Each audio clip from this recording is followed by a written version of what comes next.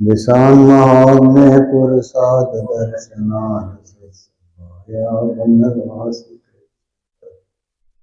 मृधे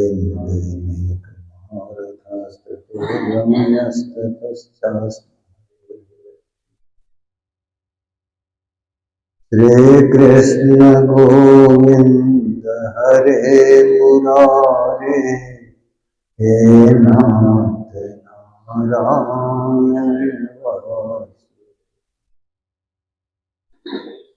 गोविंद हरे मुरारे हे नाथ नारायण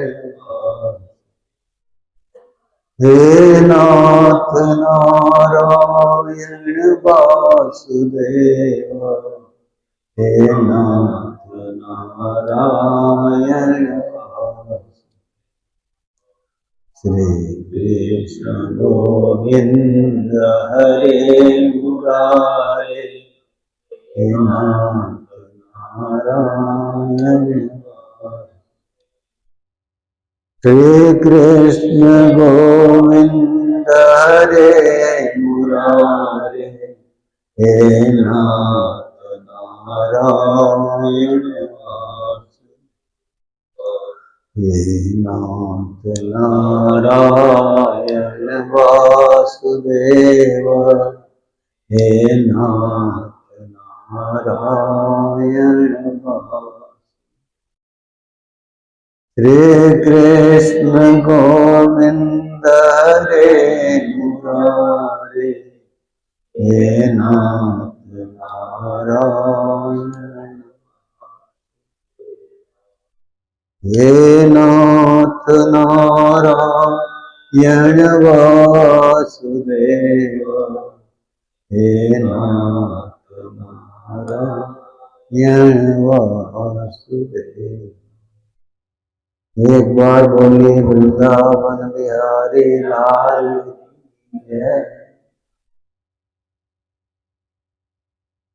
दसम में लीला भगवान की पहुंच गई। भागवत में देखिए 12 स्कंद है, तो 10वां स्कंद जो है वो पूरा कृष्ण लीला का, माने सगुण ब्रह्म को उसमें बताया गया। दसम स्कंद के 2 भाग हैं, पूर्वार्ध और उत्तरार्ध। तो पूर्वार्ध जो है उसमें बाल लीला पूरी वर्णित है, बाल लीला है और वो कंस का वध वगैरह सब उसी में है, पूर्वार्ध में ही। एक चीज लोग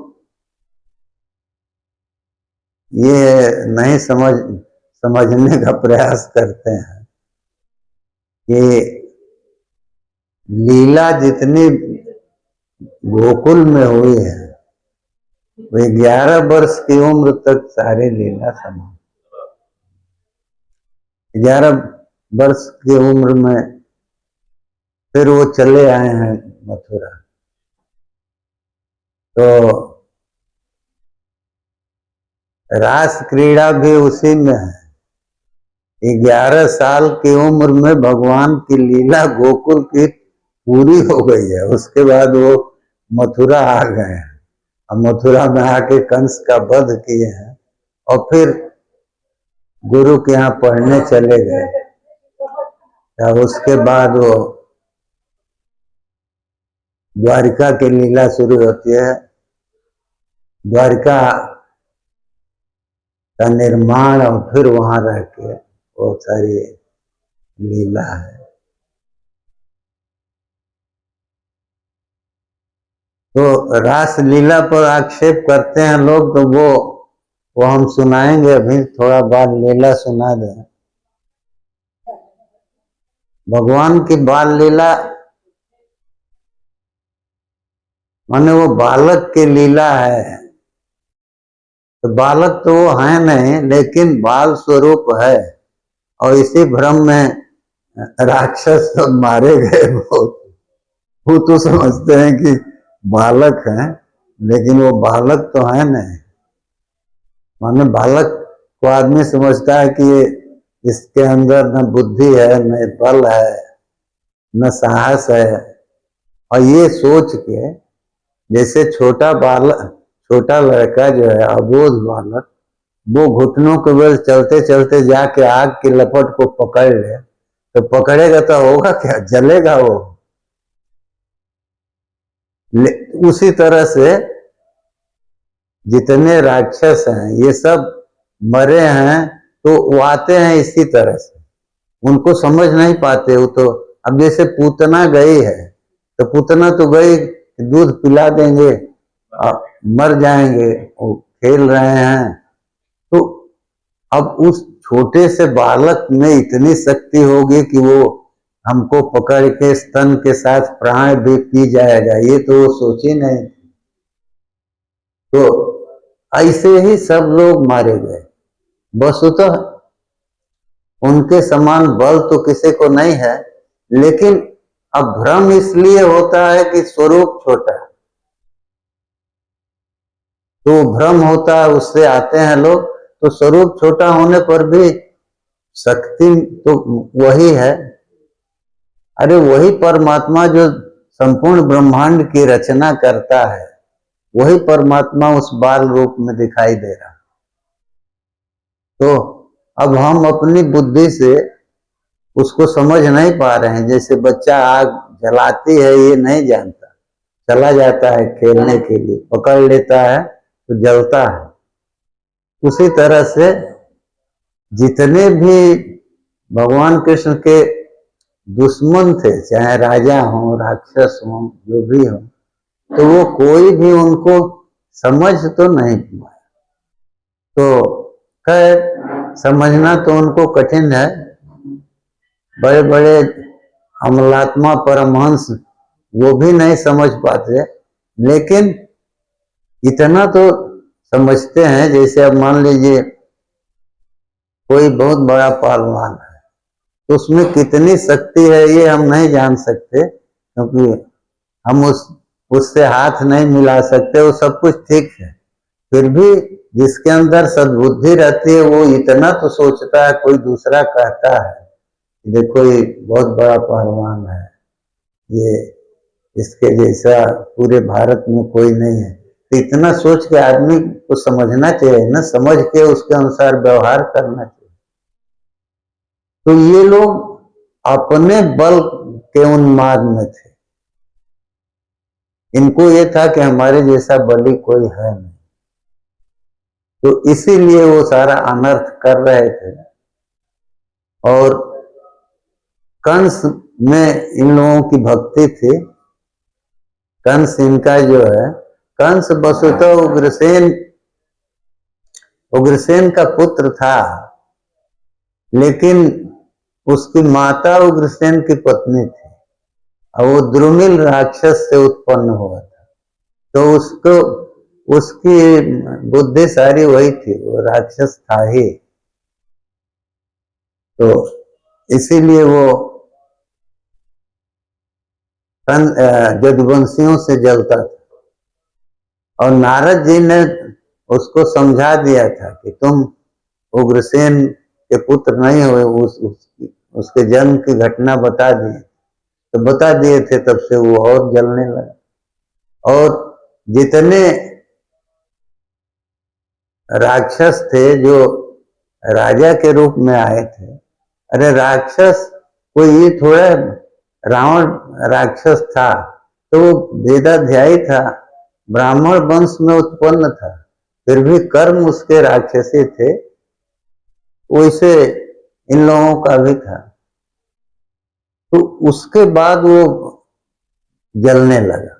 और कल हम आप लोगों को सुना रहे थे कि धरती जो गई है ब्रह्मा जी के पास, तो उन्होंने ये वो पीड़ित क्यों थी, तो राजा के रूप में जो सैकड़ों दैत्य जन्म लिए थे, भूमिर दृप्त निपव्याज दैत्यानीक सताकुला, तो सैकड़ों दैत्यों की सेना, तो केवल राजा ही नहीं थे, उनकी सेना में भी वो लोग थे आसुरी प्रवृत्ति के, जो दूसरों को पीड़ित करें।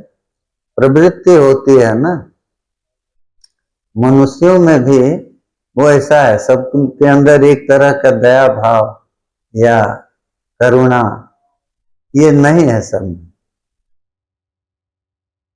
तो उसी तरह से राजा जो थे, तो राजा तो हो गए हैं, लेकिन वो थी उनकी प्रवृत्ति आसुरी, तो उनके कारण धरती पीड़ित थी।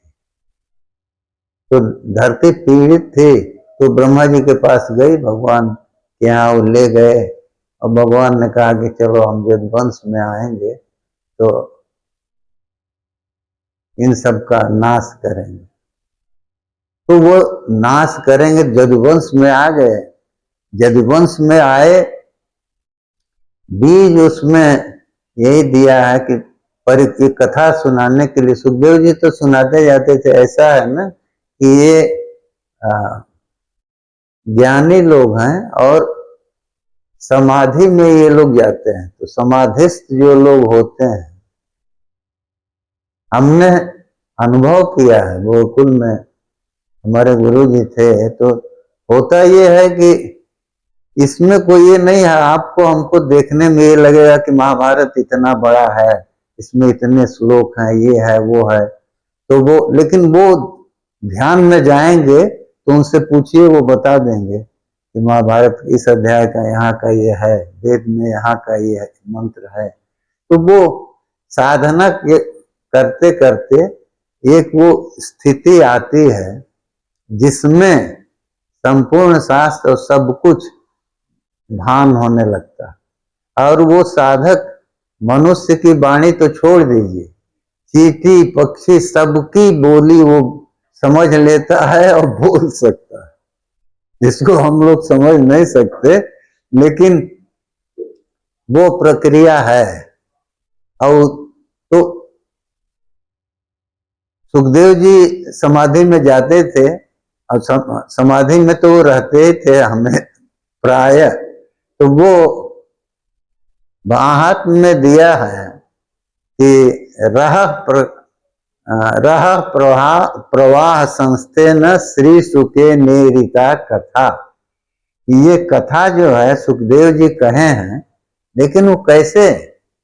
रह प्रवाह संस्थे न, रह माने एकांत कहते हैं, तो एकांत का जो प्रवाह है, हम लोग एकांत में जाकर बैठते भी हैं तो मन जो है वो घूमता रहता है, कभी घर गया, कभी बंबई गया, कभी दिल्ली गया, लेकिन तो वो एक क्षण भी रुकता नहीं। तो वो प्रवाह जैसे नदी का प्रवाह चलता है, तो जल हम सोचते हैं कि गंगा जी यही है, अरे गंगा जी निरंतर बह रही हैं, तो उनका जल एक एक क्षण तो एक जगह स्थिर नहीं है, वो तो चल रहा है हमेशा, लेकिन हमको भ्रम है कि ये जल स्थिर है।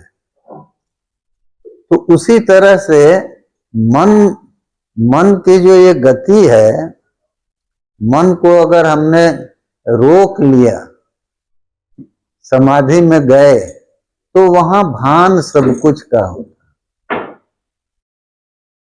ये केवल तो ये अनुभव की चीज है। और दूसरी चीज ये है कि हम जो ये शरीर देखते हैं, हमारा आपका सबका है, तो ये शरीर जो है, इसमें महापुरुषों के संपर्क से और संसर्ग से इतना अधिक परिवर्तन आता है जिसको हम लोग सोच नहीं सकते, सामान्य आदमी सोच नहीं सकता, वो जानता ही नहीं कि ये भी हो सकता।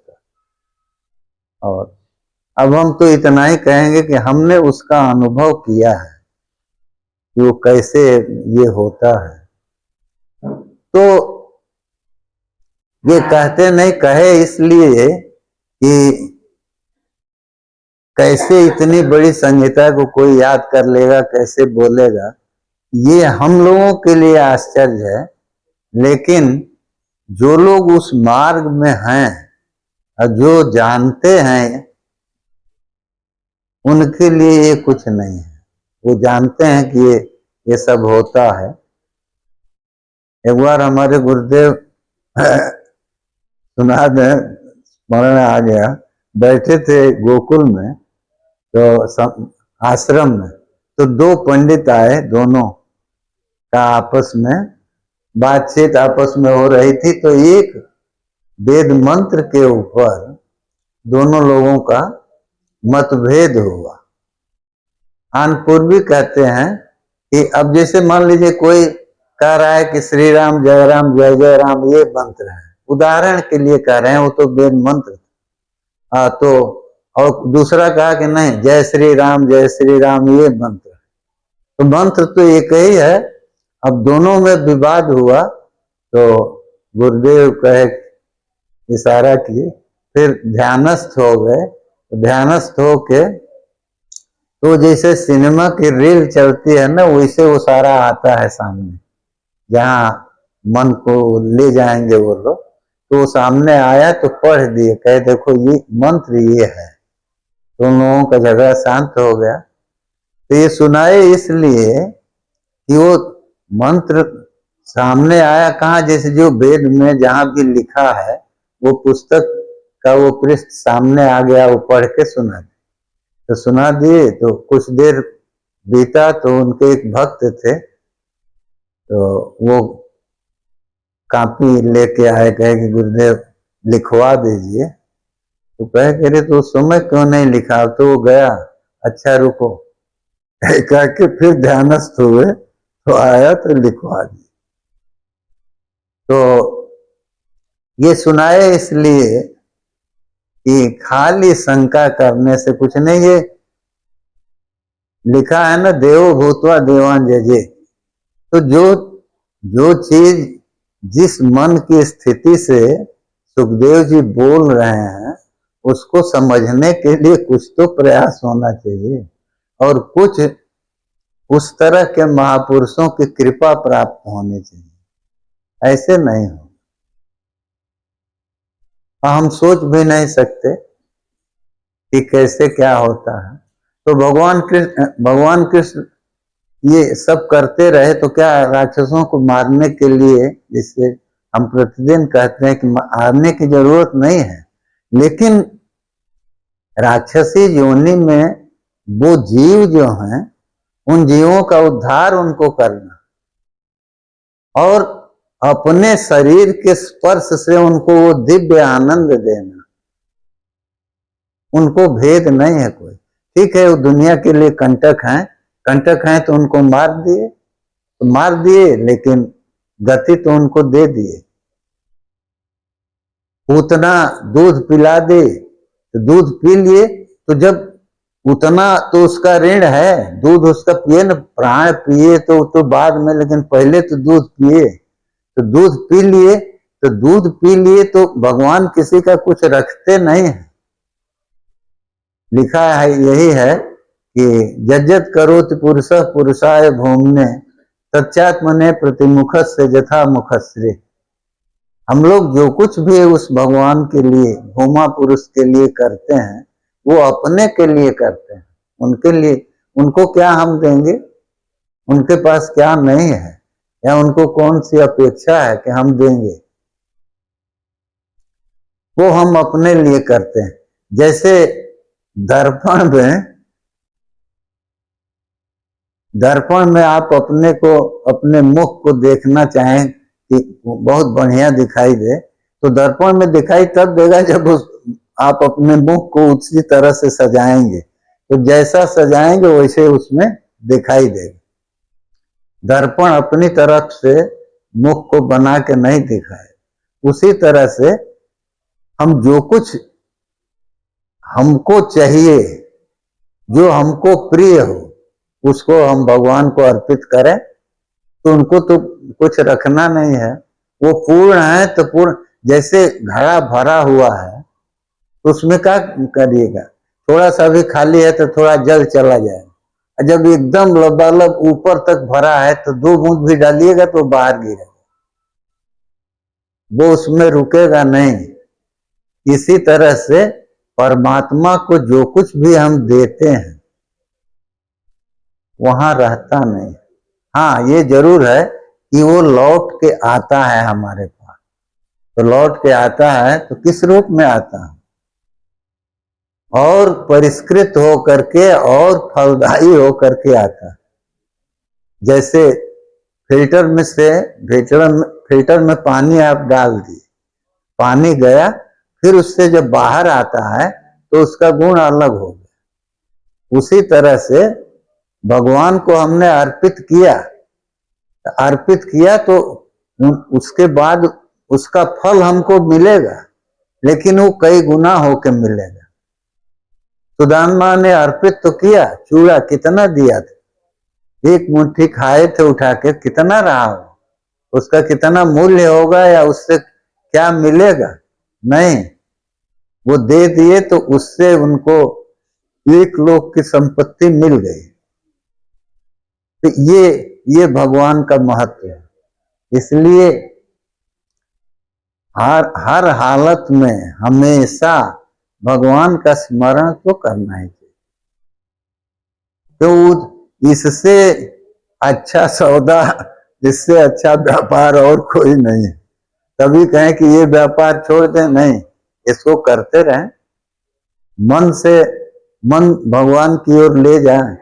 और तन जो है, और कोई भी आदमी देखिए 24 घंटा व्यस्त रहता नहीं। वो कहने के लिए जब उसकी इच्छा नहीं है तो वो कहेगा कि अरे हमारे पास समय है, हम फोन उठाएं, ये करें, ऐसा कुछ है नहीं। वो जब इच्छा है तो उसके पास समय है, इच्छा नहीं है तो समय नहीं। तो भगवान की ओर जाना चाहिए। क्यों? इसलिए कि एक तो वो हमारे जो कुकर्म हैं या सत्कर्म हैं, उन दोनों को का विचार वो नहीं करते, वो केवल प्रेम चाहते। और प्रेम, जैसे माँ बच्चे का केवल प्रेम से आना देख के वो खुश हो जाती है और वो गोदी में उठा लेगी, वो चाहे उसके धूल लगी हो, कीचड़ लगा हो, वो विचार नहीं करते। उसी तरह से भगवान भी विचार नहीं करते। विचार करने लगे तो हम लोग वहां तक पहुंच कहां पाएंगे ना। और वो भगवान के लिए अनुरूप है, इसलिए कि वो माता पिता दोनों हैं। तुम्हें वो माता च पिता तुम्हें, तो माता पिता दोनों हैं, तो वो कैसे हमारे दोस्त का विचार कैसे करें? लेकिन हम प्रेम से एक बार भी उनको पुकारते नहीं। प्रेम से पुकारना तो चाहिए। इसमें आया है कि कोई फल बेचने वाली आई तो वो टोकरी लेके तो आई, वो दरवाजे पर बैठ गई, तो वो भगवान आए, उनके हाथ में बच्चे थे, हाथ में उसने फल भर दिया। तो हाथ में फल दिया और पूरी टोकरी रत्नों से भर गई। अरे हाथ में जब चला गया फल, उतना तो वो स्वीकार किए, वो प्रेम से दी ना। मान लीजिए छोटा बच्चा आ गया तो उसको तो वो प्रेम से दी है, ये नहीं है कि इसके लिए इसके माँ बाप हमको पैसा देंगे या कुछ भी इसके मूल्य को देंगे, ये सोच के नहीं। बच्चा प्रसन्न हो जा तो माता का हृदय फल दे दिया हाथ में। तो हाथ में जब फल साक्षात ले लिए, हम लोग अर्पित करते हैं मन से, तब भी वो श्रद्धा से वो स्वीकार कर लेते हैं। कहते हैं ना कि हम भक्ति पूर्वक दिया गया जो है उसको हम खाते हैं। तो साक्षात हाथ में जब चला गया तो करना क्या है, वहां पूरी टोकरी रत्न से भर गई। अब वो पूरा जीवन में नहीं कमाते उतना उस समय उसको मिल गया।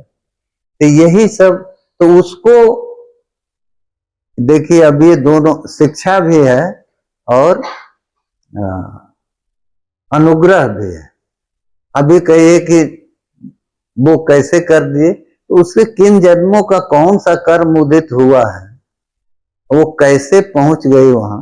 मान लीजिए वहां घर के भीतर ना होते, कहीं बाहर होते या नहीं आते, तो न वो फल दे पाती और न उसको उसका प्रतिफल मिलता।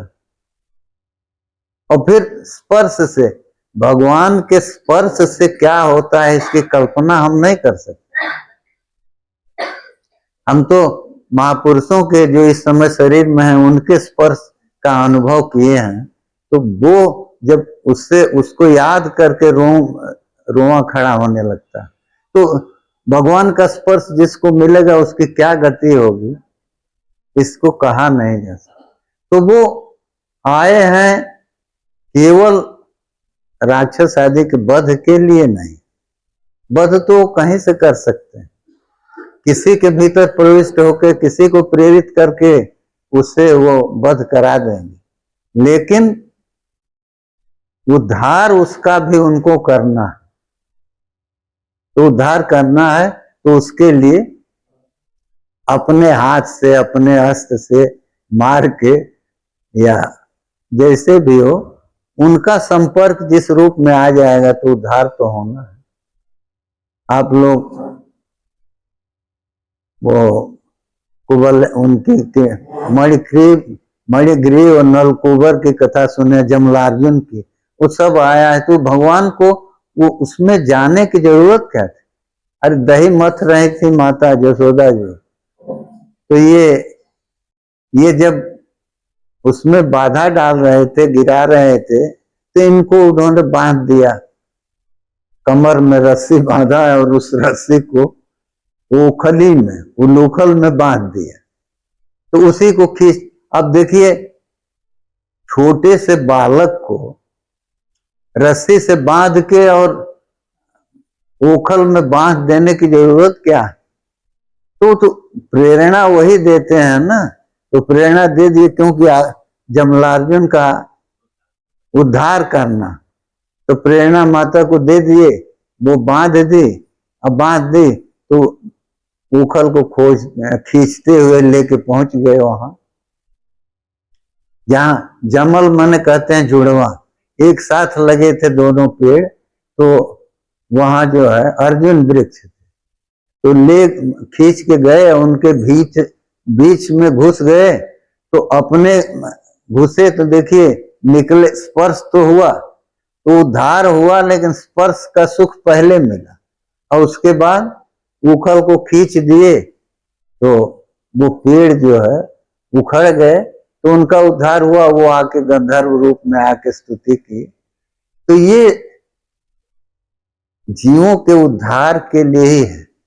उतना जो हम देखते हैं वो उसकी बलि की कन्या थे पूर्व जन्म में, तो वो उसको इच्छा हुई, वामन रूप में गए थे ना, बालक रूप में, तो इच्छा तो विचित्र होती है, उनके मन में आ गया कि कदाचित इनको हम स्तन पिलाते, तो उतना के रूप में आई, उसकी इच्छा वो पूरी की।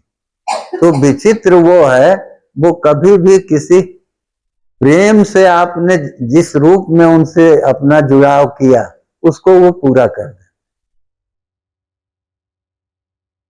रासलीला को अभी सुनाएंगे। रासलीला के बारे में जितनी भ्रांतियां हैं उनको भी प्रयास करेंगे दूर करने का। तो जो उद्धार की दृष्टि उनकी केवल होते हैं, कंस को मारे हैं तो उसमें भी तो उद्धार की ही दृष्टि है।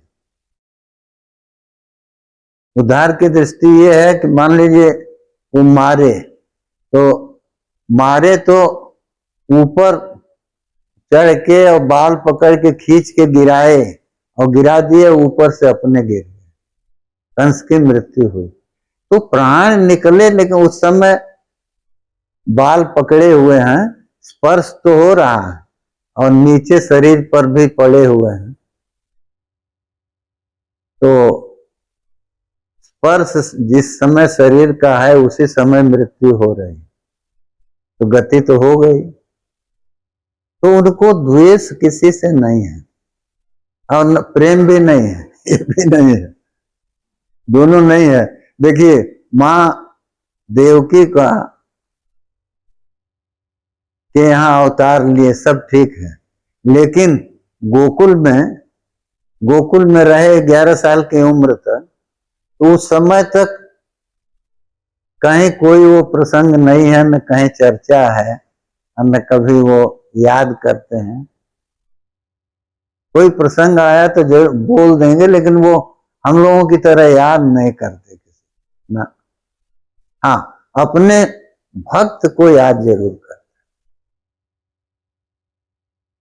तो बाल लीला जितनी, अब मान लीजिए 7 साल की उम्र में गोवर्धन को उठाए थे, तो 7 साल लिखा है कि जह सप्ताहायनो बाला, 7 साल की उम्र थी उनकी, और 7 दिन तक गोवर्धन को उठाए रहे। तो गोवर्धन को क्यों उठाए? गोवर्धन का अर्थ क्या होता है? गायों को बढ़ाने वाला। गायों को बढ़ाएंगे कैसे? गायें चरती थी, तलाटी में दूब है, घास है, तो उसमें चरती थी, रहती थी, तो उनको आश्रय मिलता था गोवर्धन से। तो गोवर्धन को उन्होंने धारण किया। धारण किया माने अंगुली पर उठाए तो 7 दिन ही है, लेकिन धारण तो किए वो हमेशा के लिए।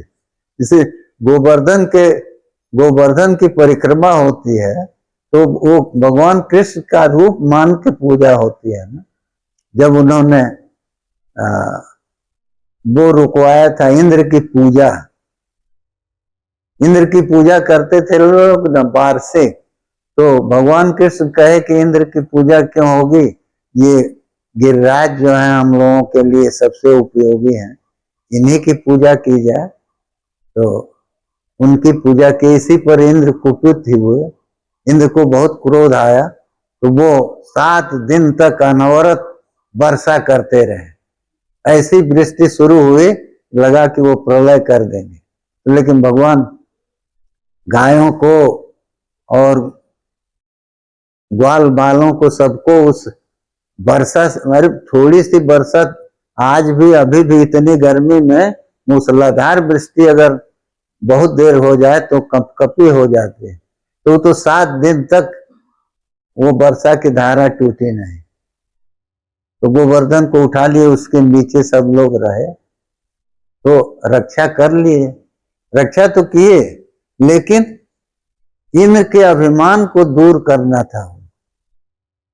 तो इंद्र के अभिमान को दूर तो कर दिए, क्योंकि देखिए भगवान का ये स्वभाव है, वो अनुग्रह करते हैं, लेकिन अभिमान है तो निग्रह करते हैं, और अभिमान जल्दी जाता नहीं। सब ध्रुव प्रहलाद की तरह समर्पित भक्त नहीं है। तो समर्पण की बुद्धि है तब तो अभिमान नहीं है, तो वहां तो निग्रह नहीं होगा। आखिर भगवान नृसिंह की कथा आपको सुनाए थे, ब्रह्मा आदि देवता लोग क्यों नहीं गए सामने? आपको भय क्यों हो रहा? माने पूरा समर्पण नहीं है। पूरा समर्पण जब रहता तो भय तो नहीं होता।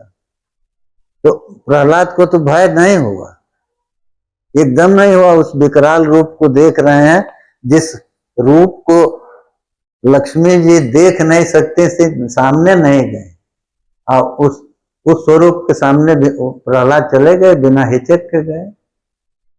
और ये जान रहे हैं ब्रह्मा जी, तभी तो कहे कि वत्स जाओ और इस क्रोध का शमन करो।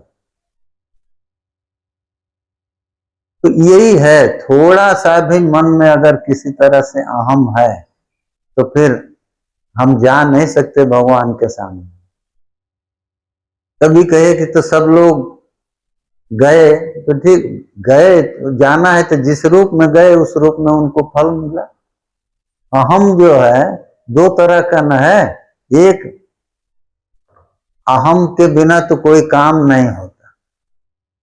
जैसे मान लीजिए यहाँ कोई भारी चीज रखी है, वो लोगों से उठ नहीं रही है, तो आपकी शक्ति आप में के शरीर में है, तो आप कहते हैं अच्छा हटो हम उठाते हैं, तो हम उठाते हैं, तो वही अहम है, वही प्रेरित करता है, अरे क्या कर रहे हो, हम देखो उठा देते हैं। तो ये अहम के बिना कोई कार्य होता नहीं। लेकिन वो अहम जो है, वो सबको चुनौती देने लगे और कष्टकर हो जाए, तो भगवान उस अहम को रहने नहीं। आपके अहम, आप अपने अहम को अपने तक सीमित रखिए, अपना कार्य करिए, ठीक है, लेकिन उसमें भी तो है। प्रहलाद कहते हैं ना कि इति पुंसार पिता भक्ति क्रियते चेन नवलक्षणा। वो कहते हैं कि भक्ति भी जो है वो भगवान में पहले समर्पित करके करिए, इसे अहम ना आवे। आप, ये भी होता है ना, जैसे किसी से पूछिए, अगर वो प्रतिदिन 25,000 50,000 इतना जप कर रहा है, नाम जप, कुछ लोग कहते हैं कि 1,00,000 करते हैं, तो अरे करते हैं आप तो हमसे कहने की जरूरत क्या पड़ी? वो अहम प्रेरित कर रहा है, हमको लोग जाने कि हम करते हैं तो हो गया। करते हैं और कह दिए तो उसका कितना फल गया ये तो आपको नहीं मालूम। तो अहम ही सब कराता है। तो अब भगवान अहम को खा जाते हैं, अहम को रहने नहीं देते। क्यों? कि जब तक अहम रहेगा तब तक दूरी बनी रहेगी, हम भगवान से मिल नहीं पाएंगे। तो ऐसी चीज जो भगवान से हमको मिलने न दे उसको वो रहने नहीं देते। और समर्पण में तो वो शांत हो जाएगा, अहम रहेगा ही नहीं। इसीलिए भक्त भगवान की भक्ति करे तब भी प्रहलाद जी कहते हैं कि समर्पण पूर्वक करे। अरे हम कहते हैं कि नाम जप करते हैं, ठीक है, जीव किसने दिया आपको? निरोग शरीर किसने दिया? किसने इस लायक आपको बनाया कि आप 4 घंटे बैठ के जप कर सकते? तो उसको भूल गए और अहम आ गया कि हम कर रहे हैं, हम कर रहे हैं। तो इसलिए अहम उनका पहला पक्ष है और ये अहम जल्दी जाता नहीं। गीता में भगवान ने कहा अर्जुन से कि अर्जुन देखो, दोनों लोग जो सगुण के उपासक हैं वो भी हमको पाते हैं और जो निर्गुण के उपासक हैं वो भी हमको पा जाते हैं, लेकिन सगुण के उपासक जो हैं वो आसानी से पाते हैं, निर्गुण के उपासक जो हैं उनको क्लेश होता है अधिक।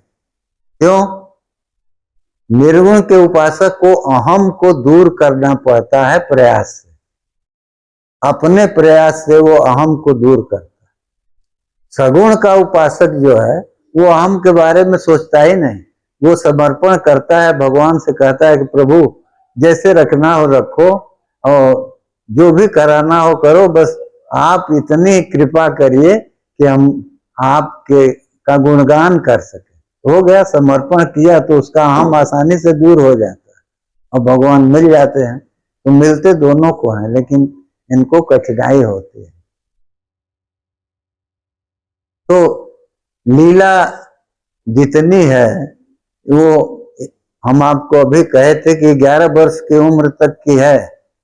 हम अक्सर कहा करते हैं कि हमसे लोग कहते हैं, रासलीला पर आक्षेप करते हैं, तो हम कहते हैं कि भाई देखो, दो दृष्टि है। कृष्ण को अगर आप पर ब्रह्म परमात्मा सर्वशक्ति संपन्न मानते हैं तब भी रासलीला पर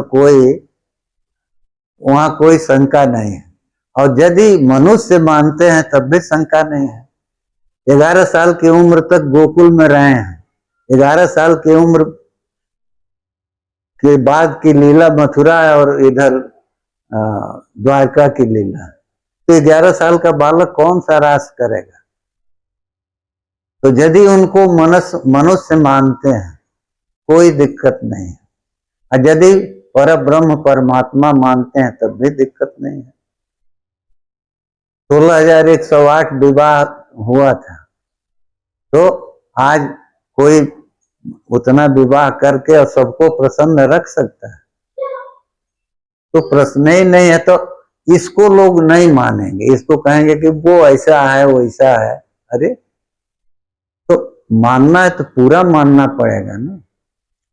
लिखा है वैसे रास के लिए क्या है रास के लिए आपको हम बता दें, देखिए रास पंचाध्यायी जो है उसको पढ़ना चाहिए, और उसका फल जो है वो लिखा है कि काम का मोक्षण, माने रास पंचाध्यायी के अभ्यास से, उसके चिंतन से मनुष्य के हृदय में काम का उदय नहीं होता, ये उसका फल दिया। तो ये उसका फल है, और उसमें दोष नहीं है, ये आपको बताते हैं। देखिए है क्या, आप सुने हैं वो दिया है ना, निशम्य गीतम तदनंग वर्धनम। गोपियों को जब ध्वनि हुई है, गीत आया है, तो मुरली से ध्वनि किए, रात को बजाए हैं, उसमें भी उनके उद्धार की ही इच्छा है। तो जब सुना है, कान में तो आवाज आएगी, तो कान में आवाज तो आई, और इनका मन तो हमेशा पहले से ही वो हमेशा कृष्ण में है। अब वो चाहे कृष्ण के सौंदर्य से इनका चित्त उनकी ओर आकृष्ट है, वो वासना ही मान लीजिए, लेकिन चित्त पहले से कृष्ण में है, तो भावना तो उनके मन निरंतर पहले से भी होती रहती। और कितनी तीव्र भावना थी, ये तो गोकुल से कृष्ण के जाने के बाद जो गोपियों का आचरण है उसको देख के हम आप समझ सकते। चले गए तो वियोग में उन्होंने जीवन अपना कैसे बिताया, तो वहां दिया है ना, जा दो हने वहनने मथनोपलेप प्रेंखें खनार्भरुदितो क्षण मार्जनादौ पश्यंत चैन मनोरक्त धियो श्रुकंठ्य धन्या ब्रज स्त्री उरु क्रमचित्तयान। तो चले गए तो वियोग जो है, संयोग से ज्यादा वियोग सुख दे रहा है उनको। वो करते क्या है, कृष्ण का वियोग सहन नहीं कर सकते, तो जा दोहने, गाय दोह रही हैं, कृष्ण का गीत गा रहे हैं। तो गीत गा रहे हैं तो केवल गला नहीं गा रहा, हृदय मन वहां लगा हुआ है। तो जब मन वहां लगा हुआ है और आवाज निकल रही है, आंखों से आंसू गिर रहे हैं। भगवान को आंसू बर्दाश्त होता नहीं, भक्त का आंसू वो सह नहीं सकते, तो वो उनके सामने आ जाते हैं। कोई स्वप्न वो नहीं देखते हैं, प्रत्यक्ष दर्शन होता। जा दो हने व हनने, मान लीजिए धान आदि कुछ कूट रही हैं, उस समय भी गा रही हैं। हम लोग तो अपने बचपन में देखे हैं, घर में उखल में धान की कुटाई होते हुए, तो उस समय माता जी लोग गाती थी, तो गोपियां भी गा रही हैं, तो गीत गाती थी केवल कृष्ण का। तो जा दोहने व हनने, मंथन कर रहे हैं, उस समय भी गा रही हैं। गोबर से जमीन लेप कर रही हैं, उस समय भी गा रही हैं। और झूला झूल रही हैं, उसमें गा रही हैं। बच्चा रो रहा है अर्भरुदित, तो उसमें उसको भी बचा चुप कराने के लिए वो लोरी सुना रहे हैं कृष्ण की। तो इस तरह से उनका हर क्रिया में कृष्ण को वो देख रहे हैं। तो वहीं दिया है, पश्यंत चैन मनोरक्त धियो श्रुकंठ्य। स्वप्न होता है ये नहीं लिखा, लिखा है पश्यंत, देखते हैं, वो हर समय देखते हैं। क्यों? अनुरक्त धिय, उनके मन में इतना तीव्र अनुराग है कृष्ण के प्रति। तो अनुराग है, तो अनुराग जो है केवल एक ओर का नहीं होता। अरे भगवान को तो जब निर्व्याज प्रेम हम करेंगे बिना किसी स्वार्थ के, जब अपने स्वार्थ से हम पुकारते हैं तब तो वो रुकते नहीं। तो बिना स्वार्थ के जब आंसू बहेंगे तो वो रुकेंगे ना। तो कहने को मथुरा में, अरे हाँ गोकुल से मथुरा चले गए हैं, लेकिन द्वारका चले गए तब भी ब्रज के लोग नहीं मानते कि वो गए कहीं। यशोदा जी प्रतिदिन मान लीजिए जब भी भोजन का समय होता था तो हाथ में मक्खन और ये लेके निकल पड़ती थी रोते हुए बाहर। तो बाहर निकल पड़ी तो वो आके खा लेते थे लेके। अरे उनके लिए कोई दूरी और ये तो कुछ नहीं है, शरीर उनके अनंत हैं, वो अनंत स्वयं है और हर जगह हैं। तो यशोदा जी अगर माँ रो रही है तो हमारे आपके जैसे भक्तों के रोने पर वो नहीं रुकते, तो माँ के रोने पर रुक जाएंगे। वहीं आ गए तो वहां भले द्वारकाधीश हो, यहाँ उनके लिए कन्हैया है और उसी छोटे बाल रूप में आके उनके हाथ से वो लेके खा लेते हैं। ब्रज वाले ये मानते नहीं, होंगे तुम्हारे द्वारिकाधीश, तुम जाओ पूजा करो, हमारा कान्हा हमारे साथ है। तो वो ये भक्ति का प्राबल्य है, भक्ति की महिमा। और ये सही है, जहां भी जब कीर्तन हो रहा है, महात्म्य आया है, वहां प्रकट हो गए। तो प्रेम से जहां इतने ये भक्त गोपियां गा रहे हैं वहां नहीं प्रकट होंगे। तो सुखदेव जी कहते हैं कि पश्यंति चैन मनोरक्त धियो श्रुकंठ्य, तो बुद्धि भगवान में लगी हुई है और कंठ से आंसू बह रहा है, इस रूप में वो देखती रहती हैं। तो उस समय उनका आंसू ही उनके लिए संकट है, क्योंकि सामने सामने कृष्ण का विग्रह आया है, भगवान सामने है, तो आंसू जब निकलता रहेगा तो अच्छी तरह से दर्शन तो नहीं होगा ना। तो वो आंसुओं को ही मान वो अपना बैरी समझ रहे हैं, लेकिन प्रेम इतना तीव्र है कि आंसू तो रुकेंगे नहीं, उनकी इच्छा से भी नहीं रुक रहे हैं। तो प्रतिदिन प्रतिपल, तो एक गोपी का नहीं, सबकी यही हालत थी। और दिन में एक बार नहीं, जब हर क्रिया में वही कृष्ण का गान करना है, हर क्रिया में रोना है, तो हर समय कृष्ण को आना है। इसीलिए दिया, क्योंकि देखिए जितनी क्रिया दिया इसमें, गाय का दोहन, गाय दूह रही हैं तो एक उसके बाद जो है, और कभी धान या चावल कूट रही हैं, तो वो दोनों क्रिया तो अलग होगी, दिन भर का काम तो गिना दिए। कभी गाय दूह रही हैं, कभी कूट रही हैं, कभी दधी मथ रही हैं, कभी जो है वो गोबर से जमीन का लेप कर रही हैं, लीप रही हैं। और बच्चा रो रहा है तो उसको सुला रहे हैं, उसमें भी रोली गा रही हैं। उससे खाली हुए तो झूला झूल रही हैं, तो उसमें भी गा रही हैं। और जब गा रही हैं तब रो रही हैं, जब रो रही हैं तब कृष्ण सामने।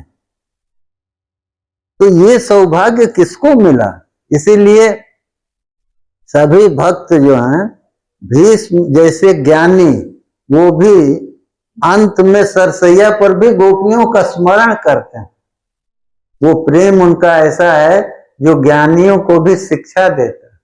भगवान प्रेम से ही मिलते हैं, और वो प्रेम को उदाहरण आदमी देता है ना, देखो फला ऐसे करते हैं, तो वो हाँ गोपियों का स्मरण करते हैं। तो यहां भी सुखदेव जी कहते हैं, धन्या ब्रज स्त्रिय उरु क्रम चिंत्यान, कहते हैं कि ब्रज की स्त्रियां धन्य हैं, जो उरुक्रम जो भगवान विष्णु हैं, उनका चिंतन हमेशा करते रहे। यहाँ 5 मिनट 2 मिनट 1 मिनट में मन तो रुकता नहीं, तो मन रुकता नहीं तो उपासना कैसे होगी? हाथ से फूल चढ़ा देने से उपासना होगी?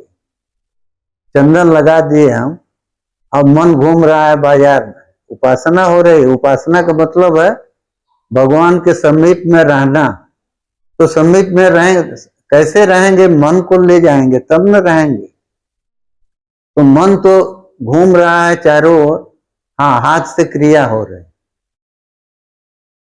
तो उपासना के लिए इसीलिए जरूरी है कि हम, ठीक है, वाणी का प्रयोग करें, नाम जप करें, उनका कीर्तन करें, तो जो कुछ करेंगे तो उतनी देर तो मन तो कुछ एकाग्र होगा, लगेगा। तो ये केवल ये पूर्व पीठिका, ये एक श्लोक सुनाए गोपियों के प्रेम का। क्यों ये इसीलिए सुनाए कि जब इतना तीव्र अनुराग होने पर वो दिन में पता नहीं सैकड़ों बार दर्शन देते हैं, सामने आते हैं। इसी में लिखा है ना, पश्यंति चैन मनुरक्त धियो श्रुकंठ्य। वो गोपियां उनको देखती हैं, केवल रोती नहीं है। च दिया, च माने भी, वो लिप रही हैं जमीन, गाय दूह रही है, तब आप कहिए कि उनका मन, तो उनके हाथ से क्रिया हो रही है, लेकिन हमारे आप में और उनमें अंतर क्या है? हम फूल चढ़ा रहे हैं, मन हमारा बाजार में घूम रहा है। वो गाय दूह रही है, उनका मन कृष्ण में है, और वो रो रही है। तो जब मन कृष्ण में है तो फिर तन कुछ भी करता रहे, कृष्ण तो सामने आएंगे। इसीलिए वो हमेशा दर्शन देते हैं। और ये क्रिया आपको हम ये श्लोक इसलिए सुनाए कि ये जितनी क्रिया बताई गई है, जितना कर्म वो करती हैं, इसमें ये पूरा दिन चला गया। गाय दुहेंगी दोनों समय, मान लीजिए धान कूटना है, कुछ करना है, गोबर से लीपना है, और उससे खाली हुई झूला झूल रही हैं, उसमें भी गा रही हैं। तो हमेशा उन बच्चा रो रहा है, उसको सुलाने में गा रही हैं, रो रही, तो रो रही हैं तो कृष्ण सामने दिखाई दे रहे। तो अब ये सुनाए केवल रासलीला की ओर जाने के लिए कि रास हुआ, रास पर शंका लोग करते हैं, वो शंका करनी नहीं चाहिए। रास पंचाध्यायी को ढंग से पढ़ लीजिएगा तो आप भी शंका नहीं करिए। देखिए, दो चीज है, स्पर्श से, हम अभी आपको बताए ना कि ऐसे महापुरुष आज भी हैं जो स्पर्श कर दें तो आपको ऐसी दिव्य अनुभूति होगी केवल स्पर्श से, जिसको आप अब तक तो अनुभव नहीं किए होंगे। तो अच्छा, ऐसे लोग अभी भी हैं, ऐसा नहीं है कि केवल कथा है।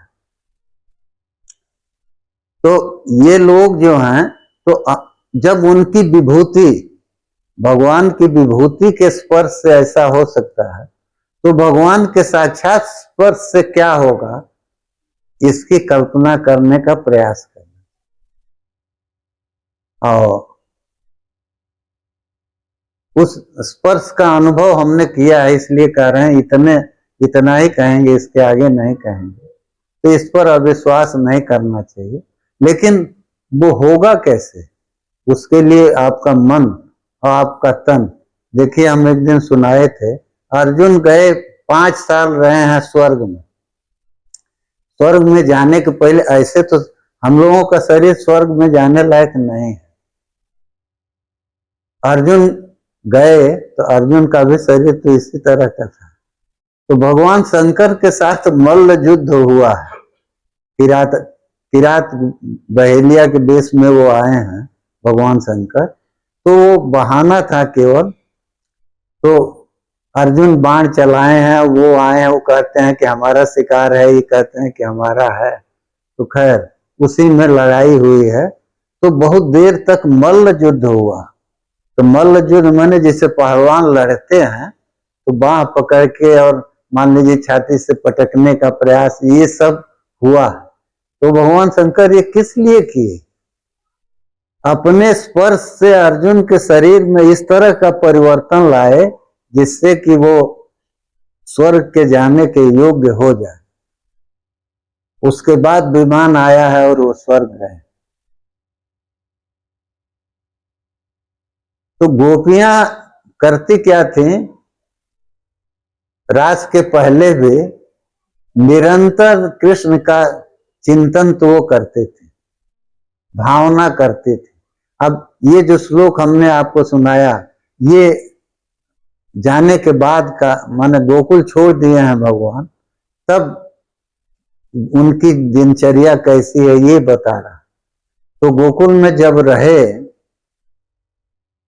तब भी, अब मान लीजिए माखन चुराने के लिए वो चले गए किसी के घर में, तो माखन क्या उनको मिलता नहीं था? नहीं, जाके दर्शन देना था। और 2 प्रयोजन थे, लिखा है इसमें, मर्काय कामम ददतम सिचि स्थितम। मक्खन जो है बंदर लोगों का उपकार था, रामावतार में ये कपि समूह जो है वो बड़ी सहायता किए थे। तो इस समय मक्खन कोई खिलाएगा नहीं उनको, तो भगवान हर जगह वो फोड़ के और दिया है। ये भागवत का ही वचन है। मरकाय, मर्क माने मरकट, बंदर, मरकाय कामम दद। तो वो अब छीके पर ऊपर टंगा हुआ है, घर में है, तो वहां बंदर तो आएंगे नहीं, तो बन पड़ा तो ऊपर से उतारे। कई लड़कों को लेके गए हैं और वो लग के ऊपर से उतार के उसको ले जाके पटक दिए बाहर।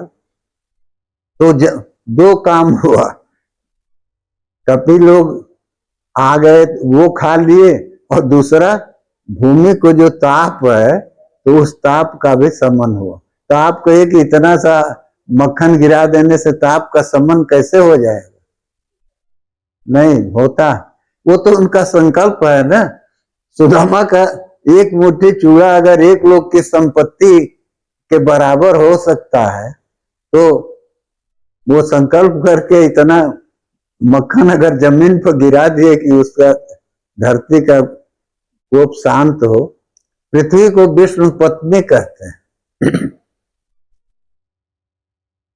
ये ब्राह्मण लोग या सबको वो विष्णु पत्नी नमस्तुभ्यम पादस्पर्शम क्षमस्व में ये कहा जाता है कि सवेरे पैर धरती पर रखने के पहले धरती को प्रणाम करना। तो वहां ये वचन है, विष्णु पत्नी नमस्तुभ्यम पादस्पर्शम क्षमस्व में।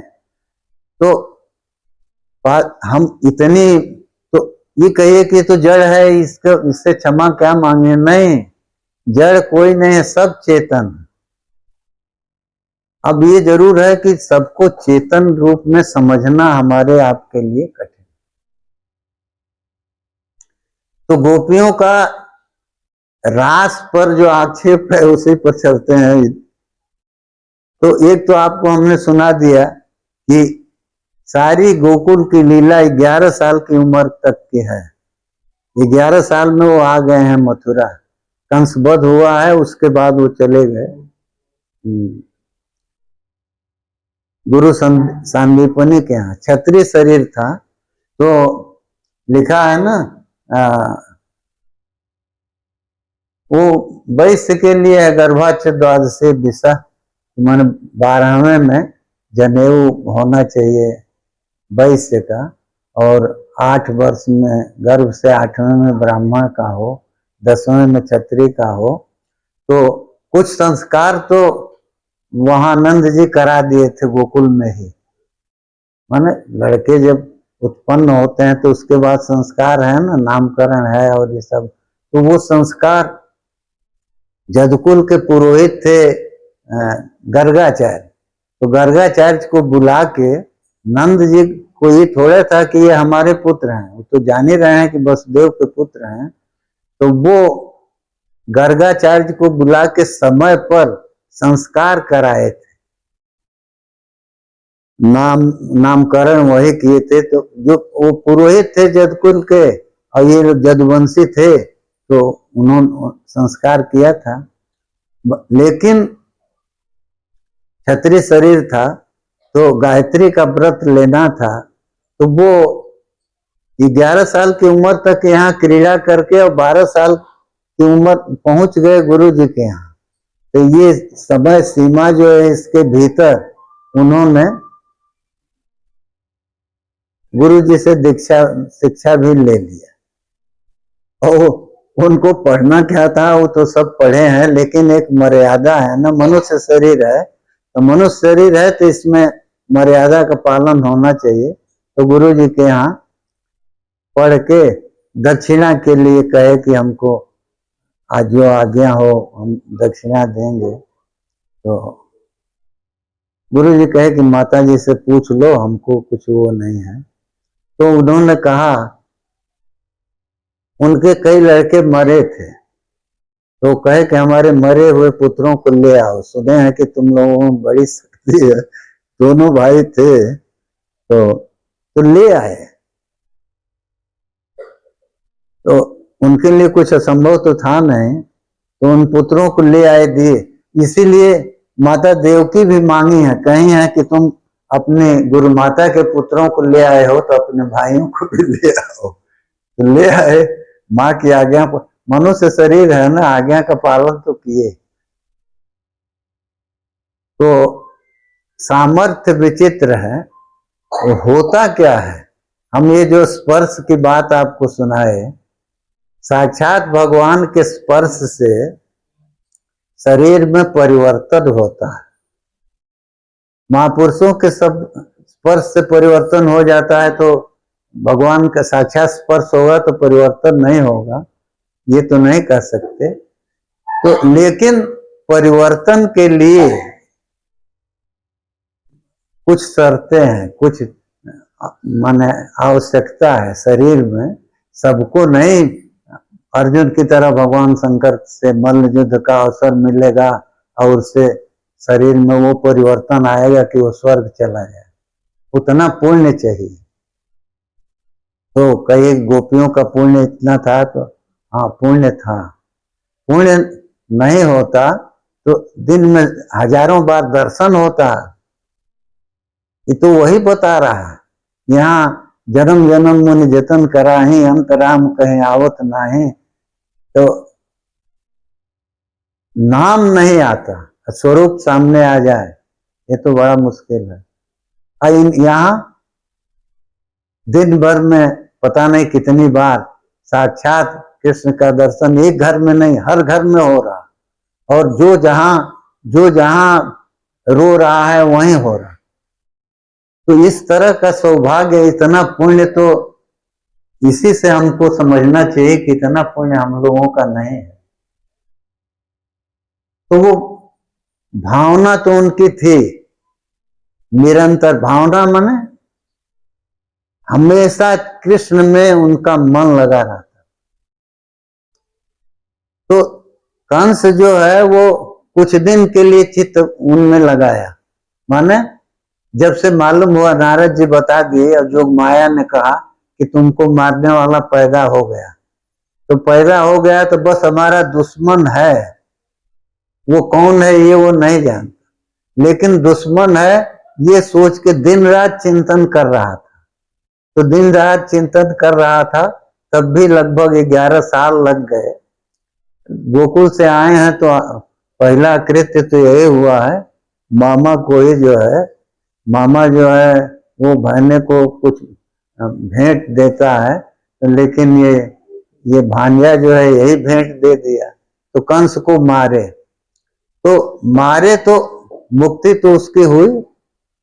तो हम अपनी दृष्टि से सोचे कि मारे ये हुआ, लेकिन वो उतना पुण्य के बिना होगा नहीं ना, कि साक्षात शरीर पर गिरे और मुक्ति हुई, तो उतना पुण्य के बिना नहीं होगा। तो वो पुण्य उतना आया कहां से उस राक्षस शरीर में?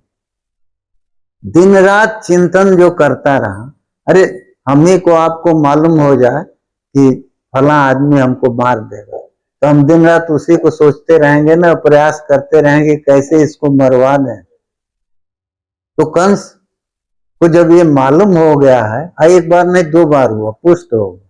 नारद जी आकाशवाणी ने पहले कहा, अस्यास्त्वाम अष्टमो गर्भ, अस्यास्त्वाम अष्टमो गर्भो हंता जाम बहसे बुध। देवकी जी का विवाह हुआ था, और जब वो विदाई हो रही थी उसी समय आकाशवाणी हुई कि तुम इसको प्रेम से इसकी विदाई कर रहे हो, इसी का 8वां पुत्र जो है वो तुमको मारेगा। पुत्र नहीं है, गर्भ दिया है, 8वां गर्भ तुमको मारेगा। बस वहीं से अब चिंता तो हो गई। अब फिर जन्म हो गया नारद जी, तो जन्म के समय ही वसुदेव जी इनको ले जाके गोकुल पहुंचा दिए, और जोग माया को ले आए, जो यशोदा जी से पैदा हुए थे। तो जोग माया जब आकाश में जोग माया को ये पैर पकड़ के, कन्या थी छोटी, पैर पकड़ के घुमा के पटकना चाहा तो वो आकाश में चली गई और बोली कि जत्र कोआ पूर्व शत्रु मां हिंसे कृपणा वृथा। कहे कि तुम ये बच्चे जो निरीह हैं इनको मारो मत, तुमको मारने वाला चाहे जहां भी है तुम्हारा पूर्व शत्रु है। अब भी उन्होंने पुष्ट कर दिया। अब इसके बाद कंस जो है निरंतर, तो देखिए दोनों हुआ, एक तो पाप उसका बढ़ता गया, हत्या करता गया, लेकिन भगवान के चिंतन से दोनों खत्म होता। ये रास पंचाध्यायी आपको बताती है, इसको पढ़िए। एक श्लोक हम आपको सुनाते हैं, वो दिया है, दुस्सह प्रेष्ठ विरह तीव्रताप धुता सुहा। आधा लाइन ये है, देखिए शरीर में हमारे बंधन, दो बंधन हैं, कौन? पुण्य और पाप। तो ये दोनों के रहते भगवान से मिलन नहीं होता। तभी कहिए कि शरीर जब तक रहेगा तब तक तो पुण्य पाप दोनों रहेंगे, नहीं, शरीर के रहते भी इन दोनों का बंधन समाप्त होता है। उसी समय वो शरीर में वो परिवर्तन आता है, वो योग्यता आती है हमारे आपके भी शरीर में, जिससे कि हम भगवान से मिल सकते।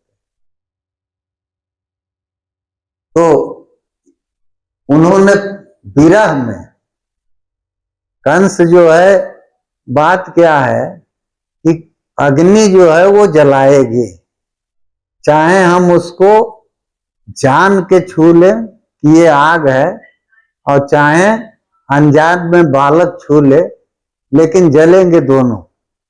उसी तरह से भगवान की ओर मन गया, हम अपने मन में स्मृति उनकी किए, चाहे दुश्मन समझ के करें और चाहे प्रेम से हम उनका स्मरण करें, बात एक ही है। वो अग्नि ही हैं, और आए जब तो हमारी वासनाओं को नष्ट करेंगे।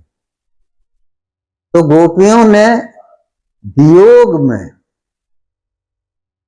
दुस्सह प्रेष्ठ विरह तीव्रताप धुता शुभा, तो प्रेम की तीव्रता जितनी अधिक होती है, विरह का कष्ट उतना ही अधिक होता है।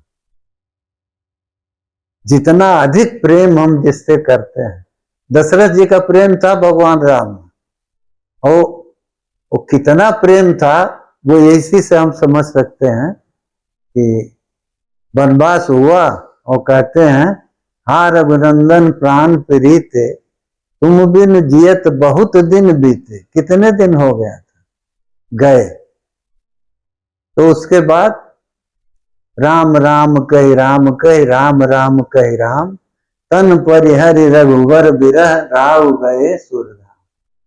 तो तीव्र वियोग जो है, जितना ही प्रेम तीव्र है उतना ही वियोग का कष्ट भी उतना ही होता है। गोपियों में भी वही था, गोपियां निरंतर चिंतन कर रहे हैं। तो ये कहिए कि कृष्ण तो वहीं थे, तो ठीक है, ठीक थे, लेकिन उनका जो प्रेम है वो नित्य सानिध्य चाहता है कि वो हमारे ही हैं, हमारे ही पास रहें, और ये व्यवस्था मर्यादा में संभव नहीं था। तो वो अकेले में निरंतर कृष्ण का चिंतन अपने घरों में भी करते थे। तो कृष्ण का चिंतन करते रहे तो उनका पाप तो धुलता रहा।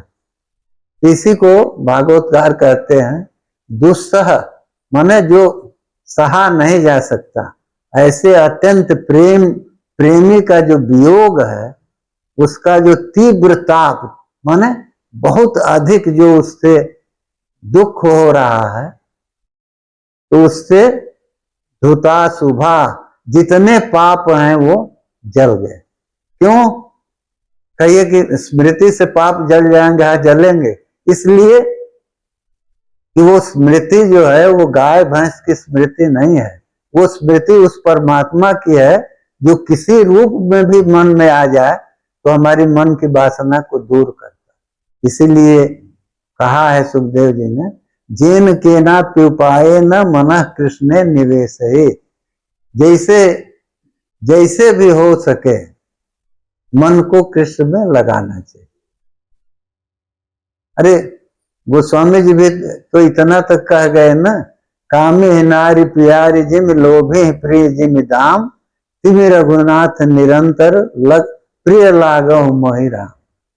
तो वो केवल उसके भक्त की भावना की तीव्रता को बताने के लिए वो दोनों उदाहरण दिए,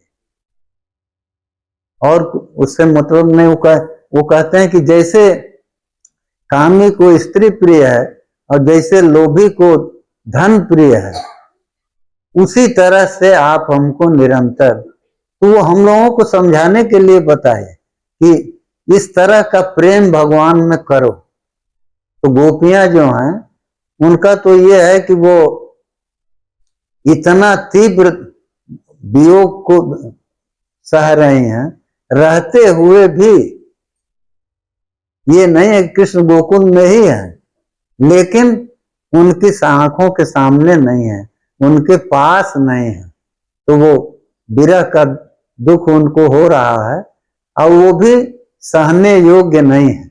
तो इस तरह का जो अत्यंत प्रिय व्यक्ति का वियोग है, विरह है, उसमें उसके तीव्र ताप में,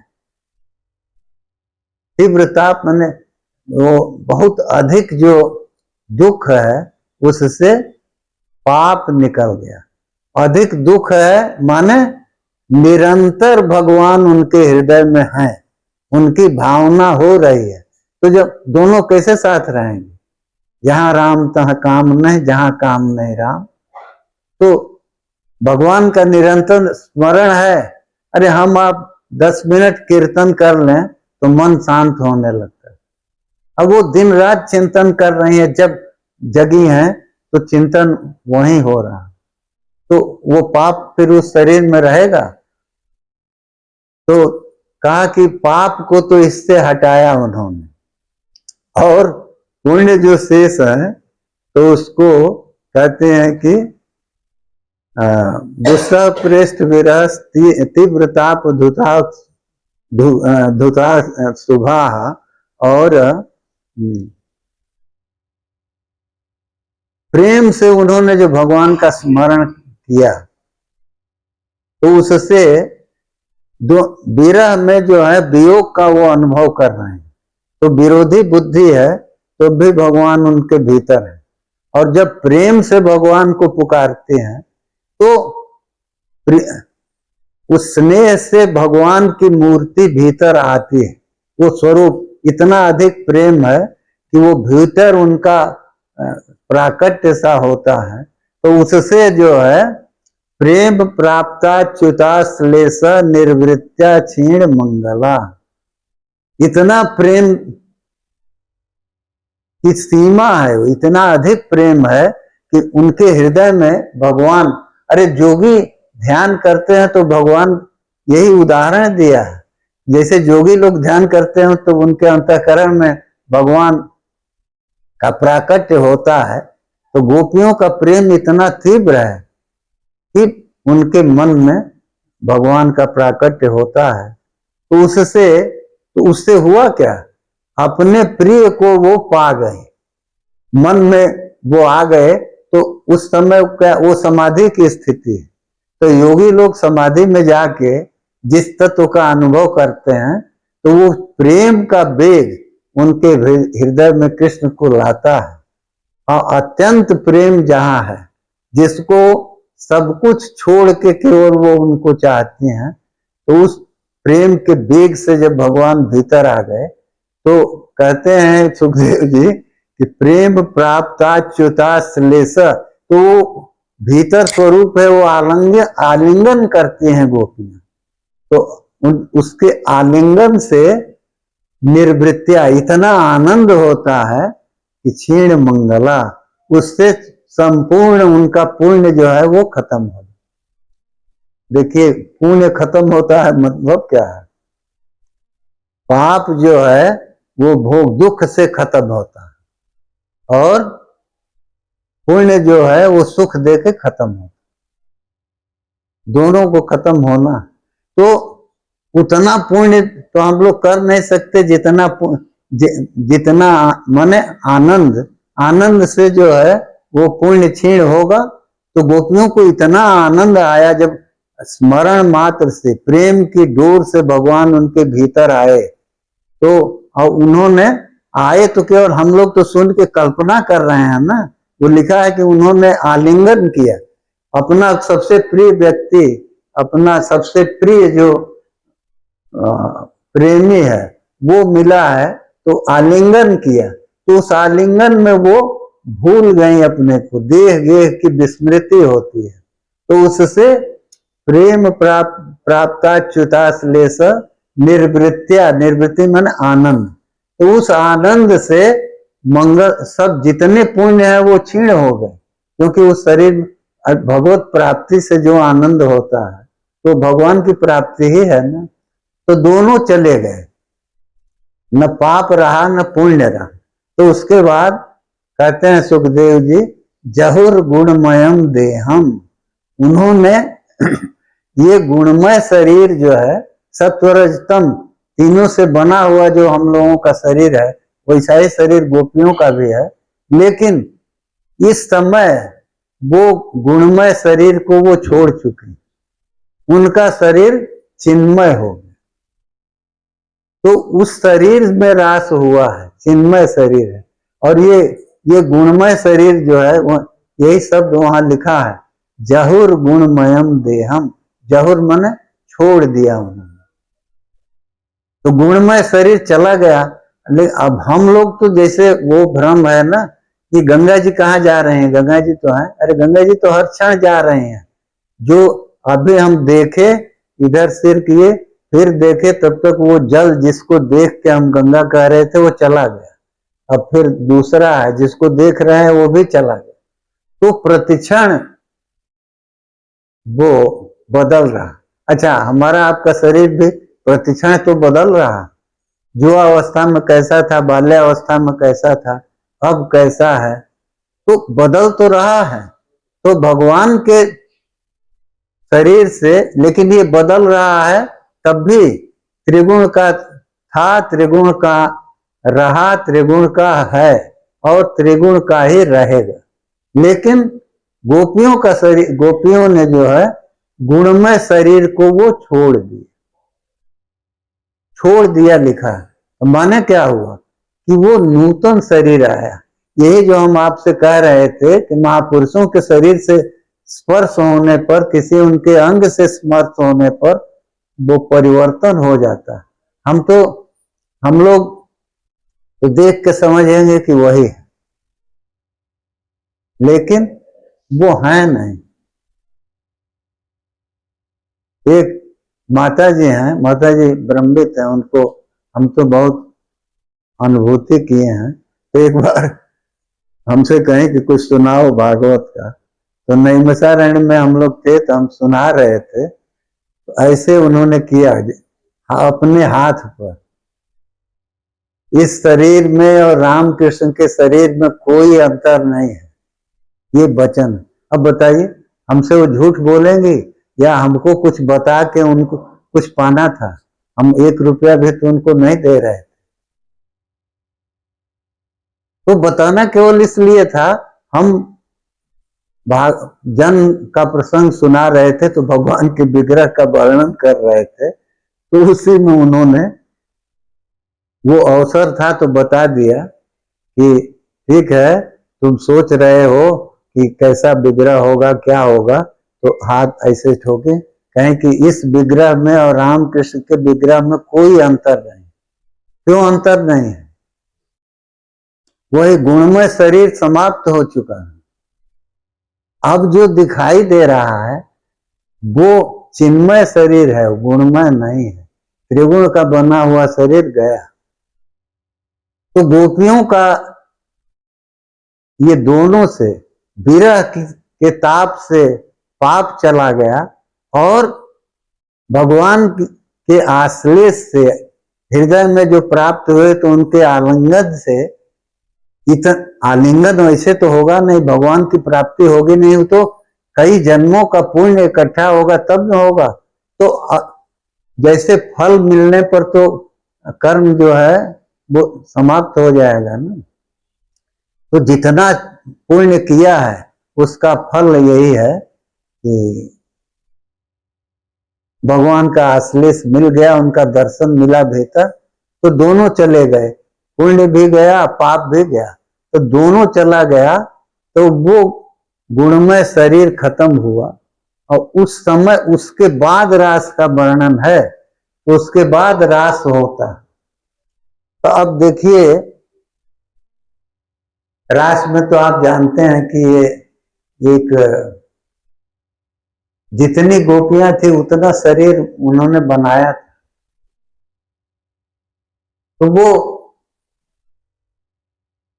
देवकी जी से भगवान कृष्ण का जो जन्म है जिसको हम समझ रहे हैं, तो वो नारद जी को अनुभव हुआ जब गए, वहां आता है द्वारका लीला में सुनिएगा, तो वो 16,108 महलों में गए हैं और हर जगह भिन्न भिन्न रूप में भगवान कृष्ण को देख रहे हैं। कहीं देख रहे हैं कि संध्या कर रहे हैं, कहीं देख रहे हैं कि ब्राह्मणों को खिला रहे हैं, भोजयंतम द्विजान और भुंजानम अवशेषितम, ब्राह्मणों को खिला रहे हैं और खिलाने के बाद जो बचता है उसको खा रहे हैं। कहीं बच्चों को के साथ खेल रहे हैं, कहीं कुछ कर रहे हैं। तो ये सब, तो कृष्ण एक थे कि 16,108 थे? अरे कृष्ण एक न है न 16,108 है, करोड़ों हैं, अरबों खरबों हैं, उसकी कोई गिनती नहीं है। जरूरत बस इतनी है कि हम वो गोपियों की तरफ प्रेम करके और वियोग का अनुभव करके उनको प्रकट कर दें, और इतने की जरूरत। तो गुणमय शरीर जब चला गया तो ये जो न प्रश्न का अवसर रहा न उत्तर का अवसर रहा, ये सारी मर्यादा और सारी विधि जो है वो उस शरीर के लिए है जो त्रिगुण से बना है। अब वो शरीर जो है चिन्मय है, तो जैसे भगवान का चिन्मय शरीर है उसी तरह से इनका भी है। तो बिना उस शरीर को पाए भगवान के साथ वो क्रिया नहीं हो सकती। और दोनों स्थिति है। अच्छा, तो ये उन्होंने किया क्यों? इसलिए किया कि उनकी इच्छा की पूर्ति और उनका प्रेम जो है वो अपनी चरम सीमा पर चला है। अच्छा, रास के वर्णन के प्रसंग में ये दिया है। पहले तो वो कहे हैं कि ये रात है तो आप लौट जाओ, घरों को जाओ, अपनी स्त्री का ये धर्म है कि वो पति की सेवा करे, ये करे वो करे। तो गोपियां कहते हैं कि आप सबकी आत्मा तो आप ही हैं, तो पति के भीतर, पुत्र के भीतर, सबके भीतर तो आप ही हैं, आपके अलावा है कौन? और यहाँ तक कि ये जो शरीर बना है वो भी तो आपकी माया से उत्पन्न भूतों से ही बना, तो आपके अतिरिक्त तो कुछ है ही नहीं है। तो ये सब लंबा वो है, वो 5वें अध्याय में तो सुनिएगा तो उसके लिए तो उतना समय चाहिए। और फिर श्रीधर स्वामी को ये जरूर है कि पढ़ना चाहिए और उनके अनुसार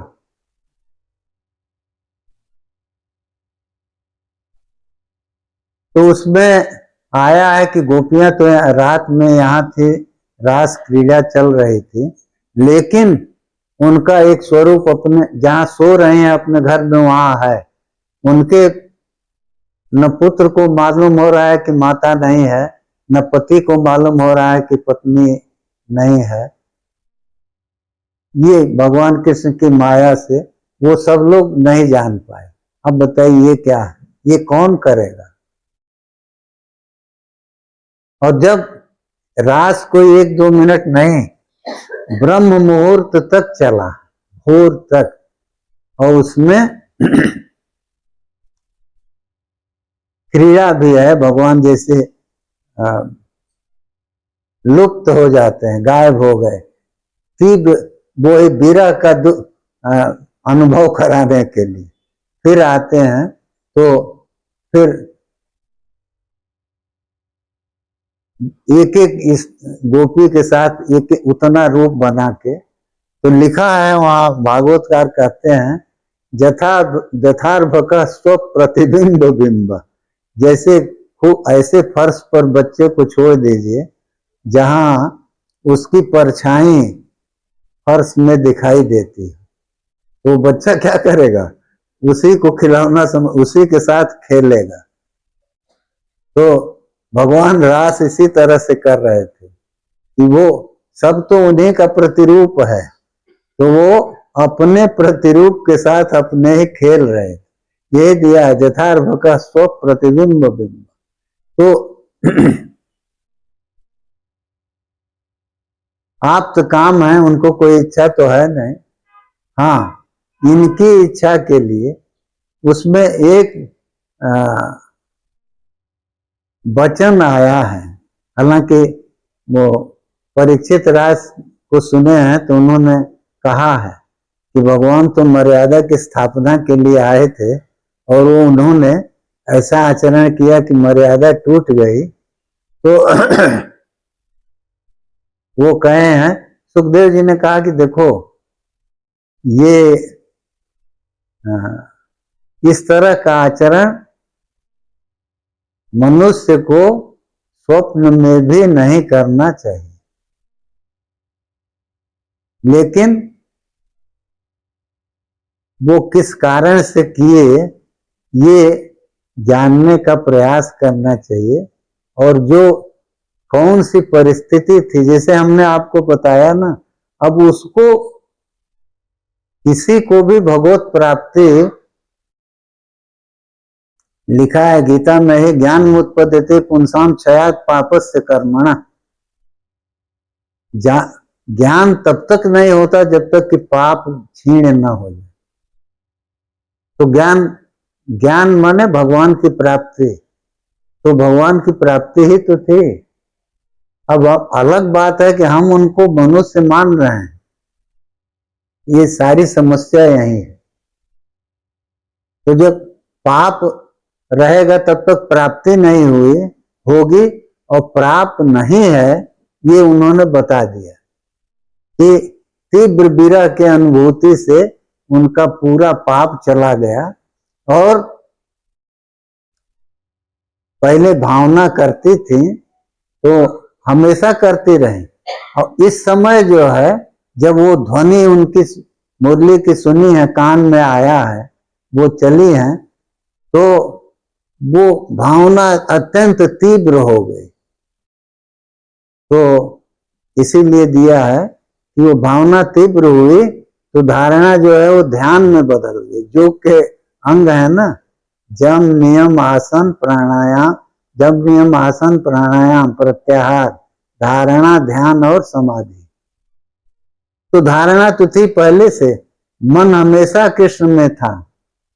धारणा का मतलब यही है कि किसी एक जगह पर चित्त को लगाना, यही है धारणा। तो एक जगह तो कृष्ण में तो उनका मन था ही, और वहां से कभी हटता नहीं था, ये विशेषता। हम लोग प्रयास करके लगाते हैं तब भी वहां रुकता नहीं है, और उनका बिना प्रयास के कृष्ण में मन जाता है और वहां से हटता नहीं, ये अंतर।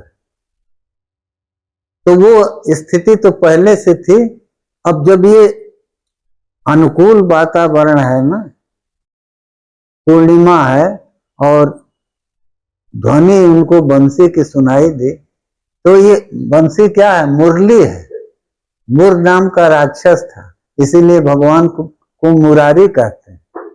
तो इस मुरली की ध्वनि में मूल जो राक्षस है, माने राक्षसी प्रवृत्तियां जितनी हैं, उस ध्वनि को सुनते ही वो लीन हो जाती हैं, नष्ट हो जाती हैं। केवल दैवी प्रवृत्ति, सत्व का उद्रेक वही आएगा। तो उसी लिए भगवान ने उस ध्वनि को किया था। जहां जहां तक ये ध्वनि जाएगी, उस ध्वनि से, अरे उस ध्वनि से जब पत्थर आदि भी पिघल जाएंगे। चरण पहाड़ी में, वृंदावन वहां जाइए ब्रज में, तो एक चरण पहाड़ी है, वहां हम गए हैं एक दो बार। तो चरण पहाड़ी में वहीं भगवान का चरण चिन्ह एक पहाड़ी पर पड़ा हुआ। तो बताते हैं लोग कि यहाँ खड़े होके बंसी बजाए थे, तो ये पत्थर पिघल गया था और उसमें वो चरण चिन्ह पड़े हुए, ऐसा कहते हैं लोग।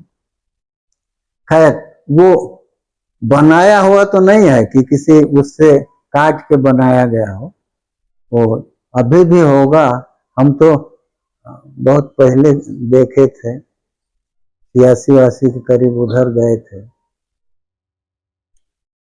तो ये कहे इसलिए कि मुरली की ध्वनि जो है वो ऐसे नहीं बजाते रहते थे कि वो केवल दिखाने के लिए ना, वो सब में प्रयोजन है।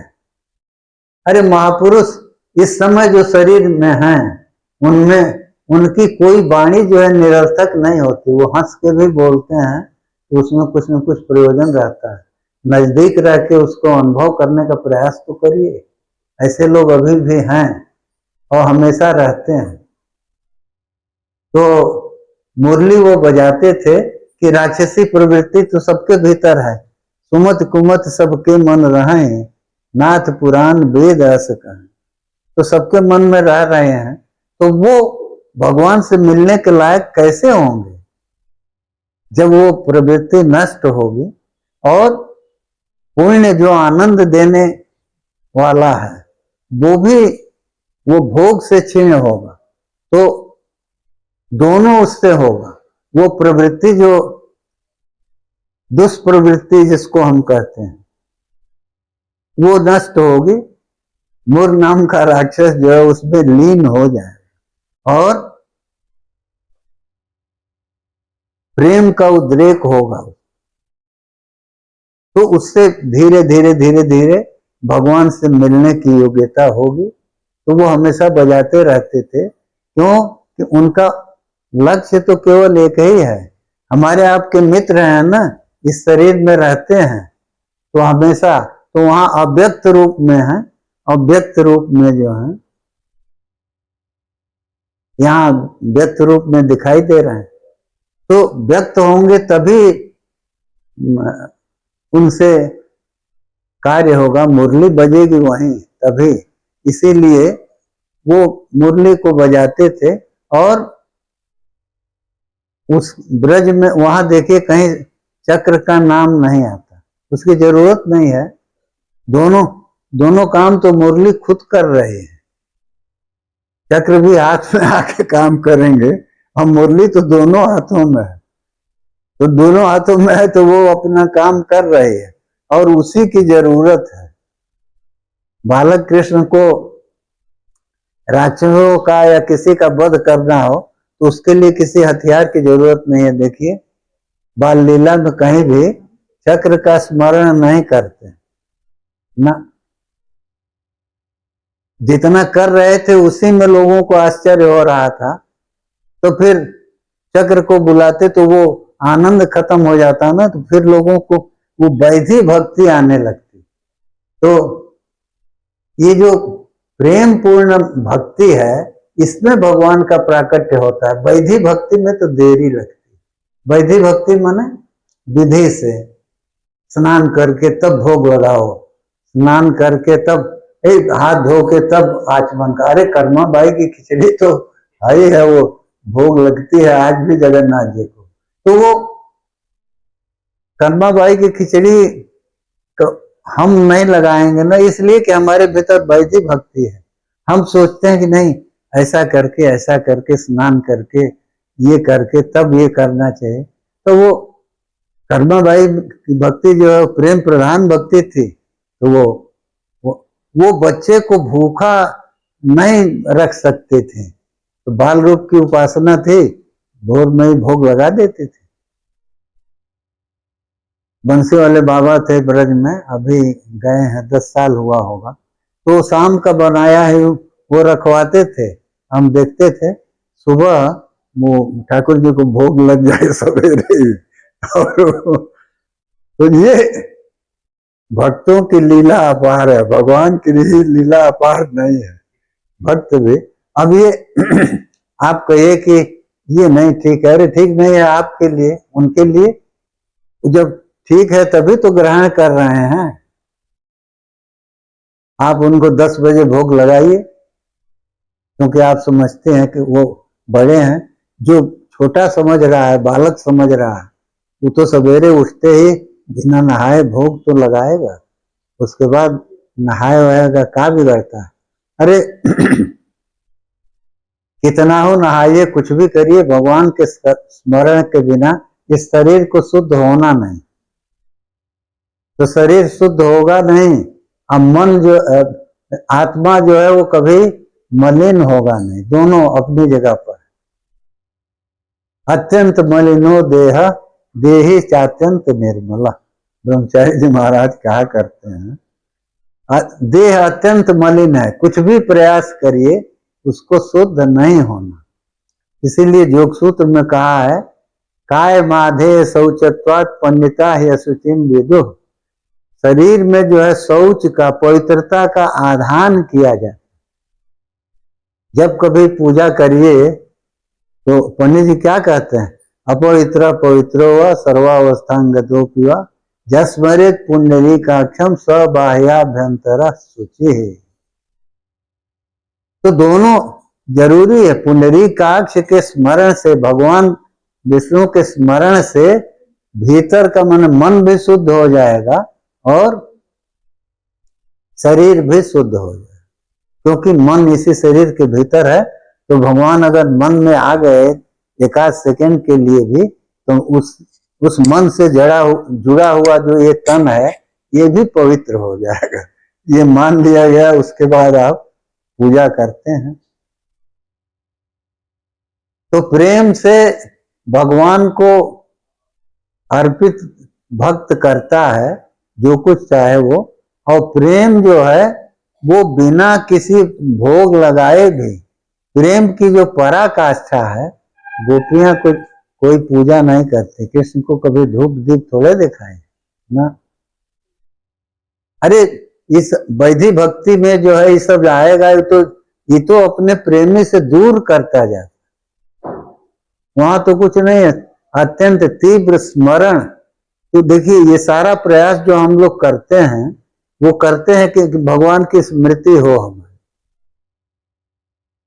अरे मन चंचल है तो हम पूजा करेंगे, चंदन रगड़ेंगे, भगवान का स्मरण करते रहेंगे, चंदन चढ़ाएंगे, फूल चढ़ाएंगे, अक्षत चढ़ाएंगे, और कुछ अपना स्वार्थ जुड़ा हुआ है, अक्षत भगवान को चढ़ाएंगे तो हम भी अक्षत रहेंगे, हमारा कोई नुकसान नहीं होगा। फूल चढ़ाएंगे तो फूल जो है वो विकसित होता है, हमारा भी विकास होगा। दूर्वा चढ़ाएंगे तो धूप जो है वो बहुत जल्दी फैलती है, तो धूप को चढ़ाएंगे तो जैसे धूप आसानी से फैल जाती है, उसी तरह से हमारा भी, हमारे जस का विस्तार होगा, हमारे कुल का विस्तार होगा। तो सब जगह तो स्वार्थ जुड़ा हुआ, तो खैर स्वार्थ से ही चाहिए, भगवान की ओर मन को तो जाना चाहिए, तो उतनी देर तक हमारा मन जाए। और जिसका मन स्वाभाविक रूप से मन भगवान में ही है, उसको ये सब चढ़ाने की जरूरत क्या। वो सीधे सीधे भगवान को अपने भीतर बुला लिया और वहीं बैठा के पूजन कर लिया। समय बिताना है तो कुछ खिलाएगा, कुछ उनको स्नान कराएगा, कुछ नहीं तो लोरी भी सुना देगा, जो भी इच्छा होगी करेगा। भीतर बैठे हैं, और तो जब वो भीतर बुला लिया, तो जो बुलाया है तो आप जाते हैं अपने मन से, आएंगे तो जहां गए हैं उसके मन से ना। तो आपने प्रेम से बुलाया, तो भगवान उतनी देर तक रुकते हैं जितनी देर आप पूजा करें। तो ये कल्पना है, नहीं कल्पना नहीं। वो मऊ में, ये सुना दें कथा, मऊ में, वो उत्तर प्रदेश में मऊ एक स्थान है, अब तो जिला भी बन गया है। तो मऊ में एक हलखोरी बाबा का स्थान है। तो वो हल चलाते थे, हल चलाते थे। तो लेकिन उनकी मानस उपासना थी। तो भगवान के भोजन का समय हो गया, दोपहर हो रहा था, तो हल बैलों को रोक के, अब तो बहुत लोग हल चलाते देखे भी नहीं होंगे, पुराने लोग देखे होंगे। तो उसमें एक परिहत होता है, उस पर ऐसे हाथ रख के तो बैलों को चलाया जाता है, उसको दबाने से वो मिट्टी की जुताई होती है। तो परिहत पर हाथ रख के और भगवान को भोजन का समय हो गया, तो भीतर ही वो खिला रहे थे। थोड़ी देर हुई तो वो कोई जाके मालिक से कह दिया कि वो तो इतनी धूप है और बैल भी परेशान है, वो खड़े होके पता नहीं क्या कर रहे हैं कितनी देर से। मालिक आ गए, तब वो क्रोध में उनके पैर में मार दिए। उस समय वो भगवान को दही देने जा रहे थे। तो वो कल्पना नहीं है। तो मालिक जब पैर में मारे तो इनका हाथ हिला और दही गिरी जमीन पर बाहर। तो बाहर जब जमीन पर दही गिरी तो मालिक तो डर गए, कहे क्या है, कहे। तो उन्होंने कहा कि अरे मालिक, हम भगवान को खिला रहे थे, अभी दही देने जा रहे थे, अब तो पूरा था, ये हो जाता तो उसके बाद हम चलाते, आपको कष्ट हुआ यहाँ तक। अब वो इस घटना से उनको तो एकदम बेहाल हो गए। वो कहे कि अरे हमने तो बड़ा अपराध कर दिया, ये इतना बड़ा भक्त है। तो ये भक्तों की गति और भक्तों की मति को अभक्त समझ नहीं सकता। वो आक्षेप भले करेगा, वो समझ नहीं सकता ना, क्योंकि वो कहते हैं ना, मीरा कहती है ना, घायल के गति घायल जाने, जो कोई घायल हो। तो जो कोई घायल हो कहते, माने जिसने वियोग का अनुभव किया है वो इसको समझ सकता है, और जिसने संयोग पाया ही नहीं वो वियोग का अनुभव क्या करे। इसीलिए वो कहते हैं कि अभी मैं तो प्रेम दीवानी, मेरा दर्द न जाने। ये बात सही है, उसको कोई जान नहीं सकता। तो भक्त के मन को, हम भक्त के तन को देखते हैं, तन को देख के क्या करेंगे, कुछ अंदाजा करेंगे। अर्जुन ने भगवान कृष्ण से इसीलिए गीता में कहा, स्थित प्रज्ञ से का भाषा समाधिस्थ से केशव। वो ज्ञानी को, ज्ञानी जो है, 4 प्रकार के भक्तों में गीता में भगवान ने कहा ना कि ज्ञानी सबसे श्रेष्ठ है। तो ज्ञानी ही स्थित प्रज्ञ कहा जाता है। तो अर्जुन भक्त तो थे ही, और सगुण साकार ब्रह्म का निरंतर सन्निधान भी था, लेकिन उनके निर्गुण भक्त को जानना चाहते थे, जिसको आंखों से देखा नहीं जा सकता। तो उसके शरीर को ही हम लोग देखेंगे। तो अर्जुन पूछते हैं कि महाराज जी बताइए कि स्थित प्रज्ञ जो है उसके शरीर की कांति कैसी होती है। जो समाधिस्थ है, समाधि में है, तो समाधि होती क्या है, 2 तरह की है। एक दिन आपको हम बताए थे, सविकल्प समाधि और निर्विकल्प समाधि। तो सविकल्प समाधि में सगुण रूप का साक्षात्कार है, निर्विकल्प समाधि में वो निर्गुण का साक्षात्कार है, जो उसमें वही पूर्ण ज्ञानी है। तो कहे कि वो किस तरह से, मानो उनको ये है कि हम शरीर को देख के कैसे पहचानेंगे तभी तो उससे कुछ लाभ लेंगे। तो पूछे कि वो सिद्धि किम प्रभासे तक किमासी तक ब्रजेत किम। वो समाधिस्थ व्यक्ति जो है वो क्या बोलता है, किस तरह से बैठता है, किस तरह से चलता है। माने हम उस शरीर को ही देख के तो कुछ अनुमान कर सकते हैं, आप बता दीजिए कि कैसा कैसा है, तो उस हिसाब से हम अनुमान कर लेंगे। उन्होंने कहा था ना पहले, नहीं आगे कहें, उपदेक्षन्ति ते ज्ञानम ज्ञानिनस् तत्वदर्शिनः। कहे अर्जुन अपने अंदर पहले प्रेम श्रद्धा ले आओ, तद विद्धि प्रणिपाते न परिप्रश्नेन सेवया। कहे कि देखो ऐसे नहीं मिलता, ये तत्व पाने के लिए पहले तो प्रणिपात करना। प्रणिपात माने ये नहीं कि चले असलूट कर लिए ना, प्रणिपात करो, जमीन पर लेट जाओ। यही रहुगण को समझाया जड़ भरत जी ने, कहा कि रहुगण किसी तरह से ये तत्व मिलता नहीं है, बिना महत्पाद रजोभिषेकम, बिना भगवान के जो भक्त हैं उनके चरण धूलि में नहाए बिना, यही दिया, यही शब्द है। तब बताइए, यहाँ धूलि लेने कोई आदमी तैयार नहीं, वो झुकेगा थोड़े, जो बहुत झुकेगा वो घुटने पर हाथ लगा देगा, वहां से मिलेगा क्या? अरे अंगूठे तक हाथ जाता तो कुछ मिलता, वो मिलना तो कुछ नहीं, वो अंगूठे पर हाथ लगा दिया तो खैर ठीक भी है। वो अंगूठे पर हाथ लाया तो हमारा कुछ नुकसान नहीं किया, या किसी का भी जो जिसको आप प्रणाम कर रहे हैं उसका कुछ नुकसान नहीं किया और कुछ पाया भी नहीं। अंगूठा छू लेता तब तो पाता। तो भगवान कहे कि देखो पहले प्रणिपात करो। प्रणिपात माने जितना अच्छी तरह से मन को, शरीर को, सभी अंगों को समेट के धरती पर लेट के और मिलो महापुरुष से, और उसके बाद परिप्रश्न करो, बार बार पूछो।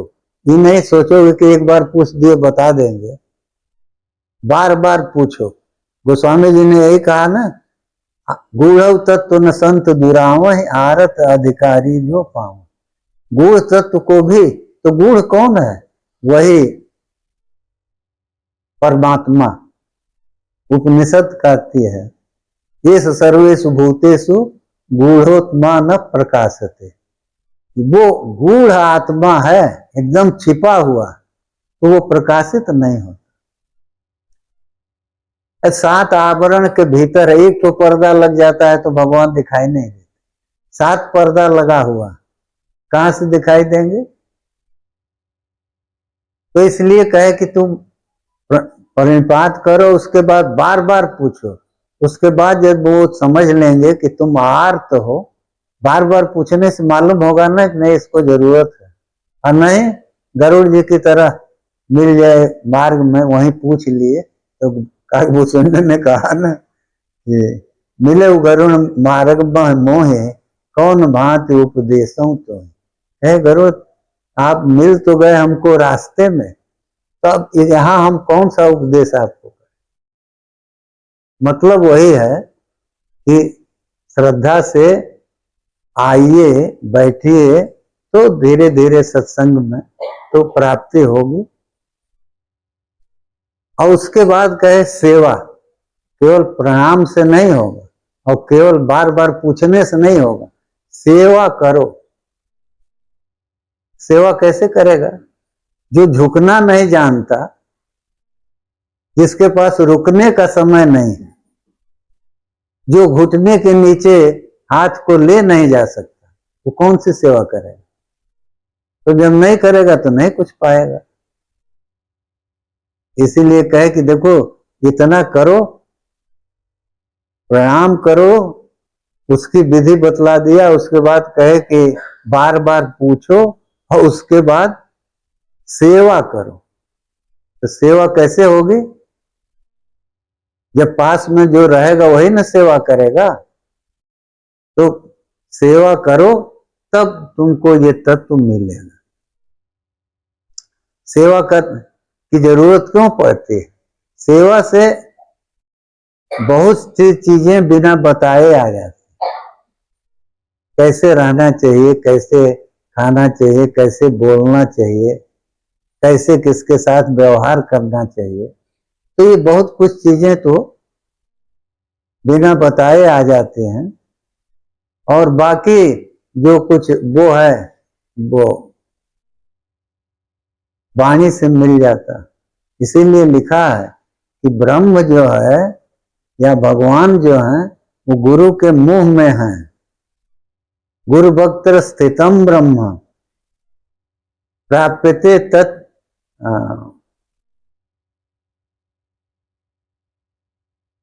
तो माने उन्हीं की वाणी से मिलते हैं। जो ही कह दिए वही करने से मिल जाए, लेकिन गुरु की उपासना जो है वो चाहिए। तो जगत गुरु हैं भगवान, तो संपूर्ण जगत के जो गुरु हैं उनकी उपासना से तो होगा, सब कुछ होगा। और वो आपके हमारे गुरु जी जो हैं उनके भीतर भी वही रह के उपदेश देते हैं। लिखा है गुरु मूर्तिस्थ, गुरु के शरीर में, क्योंकि उनका अपना कोई शरीर नहीं है और सब शरीर उन्हीं के। तो वो जब कभी किसी को कुछ बताना होता है तो जिस शरीर में आपकी श्रद्धा है, जिस व्यक्ति को आप मान रहे हैं, उसी के भीतर प्रवेश करके वो कुछ न कुछ बतला दे, तो वही उपदेश हो जाता है।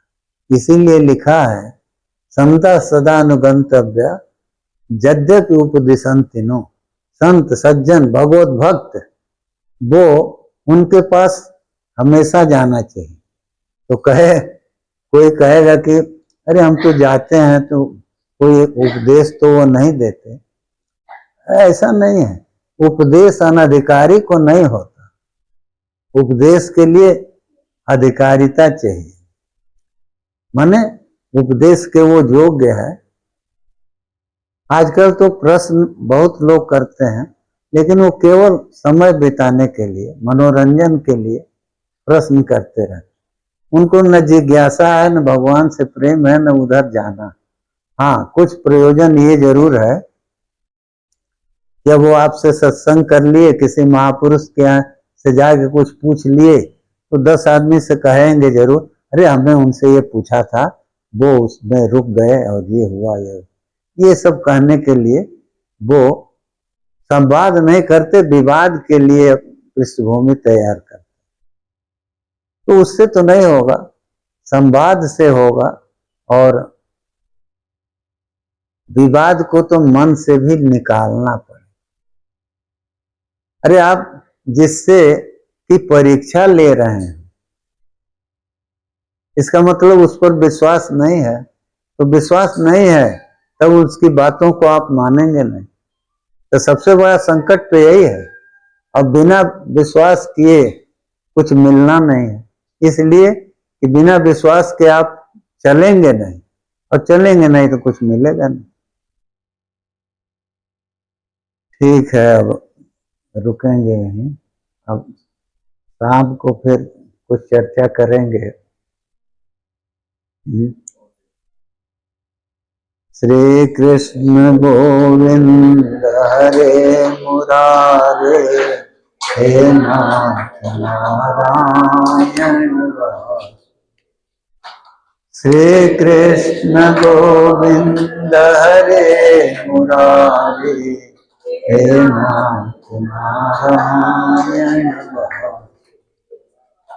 हे नाथ नारायण वासुदेव, हे नाथ नारायण वासुदेव। श्री कृष्ण गोविंद हरे मुरारे, हे नाथ नारायण, हे नाथ नारायण वासुदेव, हे नाथ नारायण वासुदेव। श्री कृष्ण गोविंद हरे मुरारे, हे नाथ नारायण वासुदेव, हे नाथ नारायण वासुदेव, हे नाथ नारायण वासुदेव। श्री कृष्ण गोविंद हरे मुरारे, हे नाथ नारायण वासुदेव। हे नाथ नारायण वासुदेव। नाथ नारायण।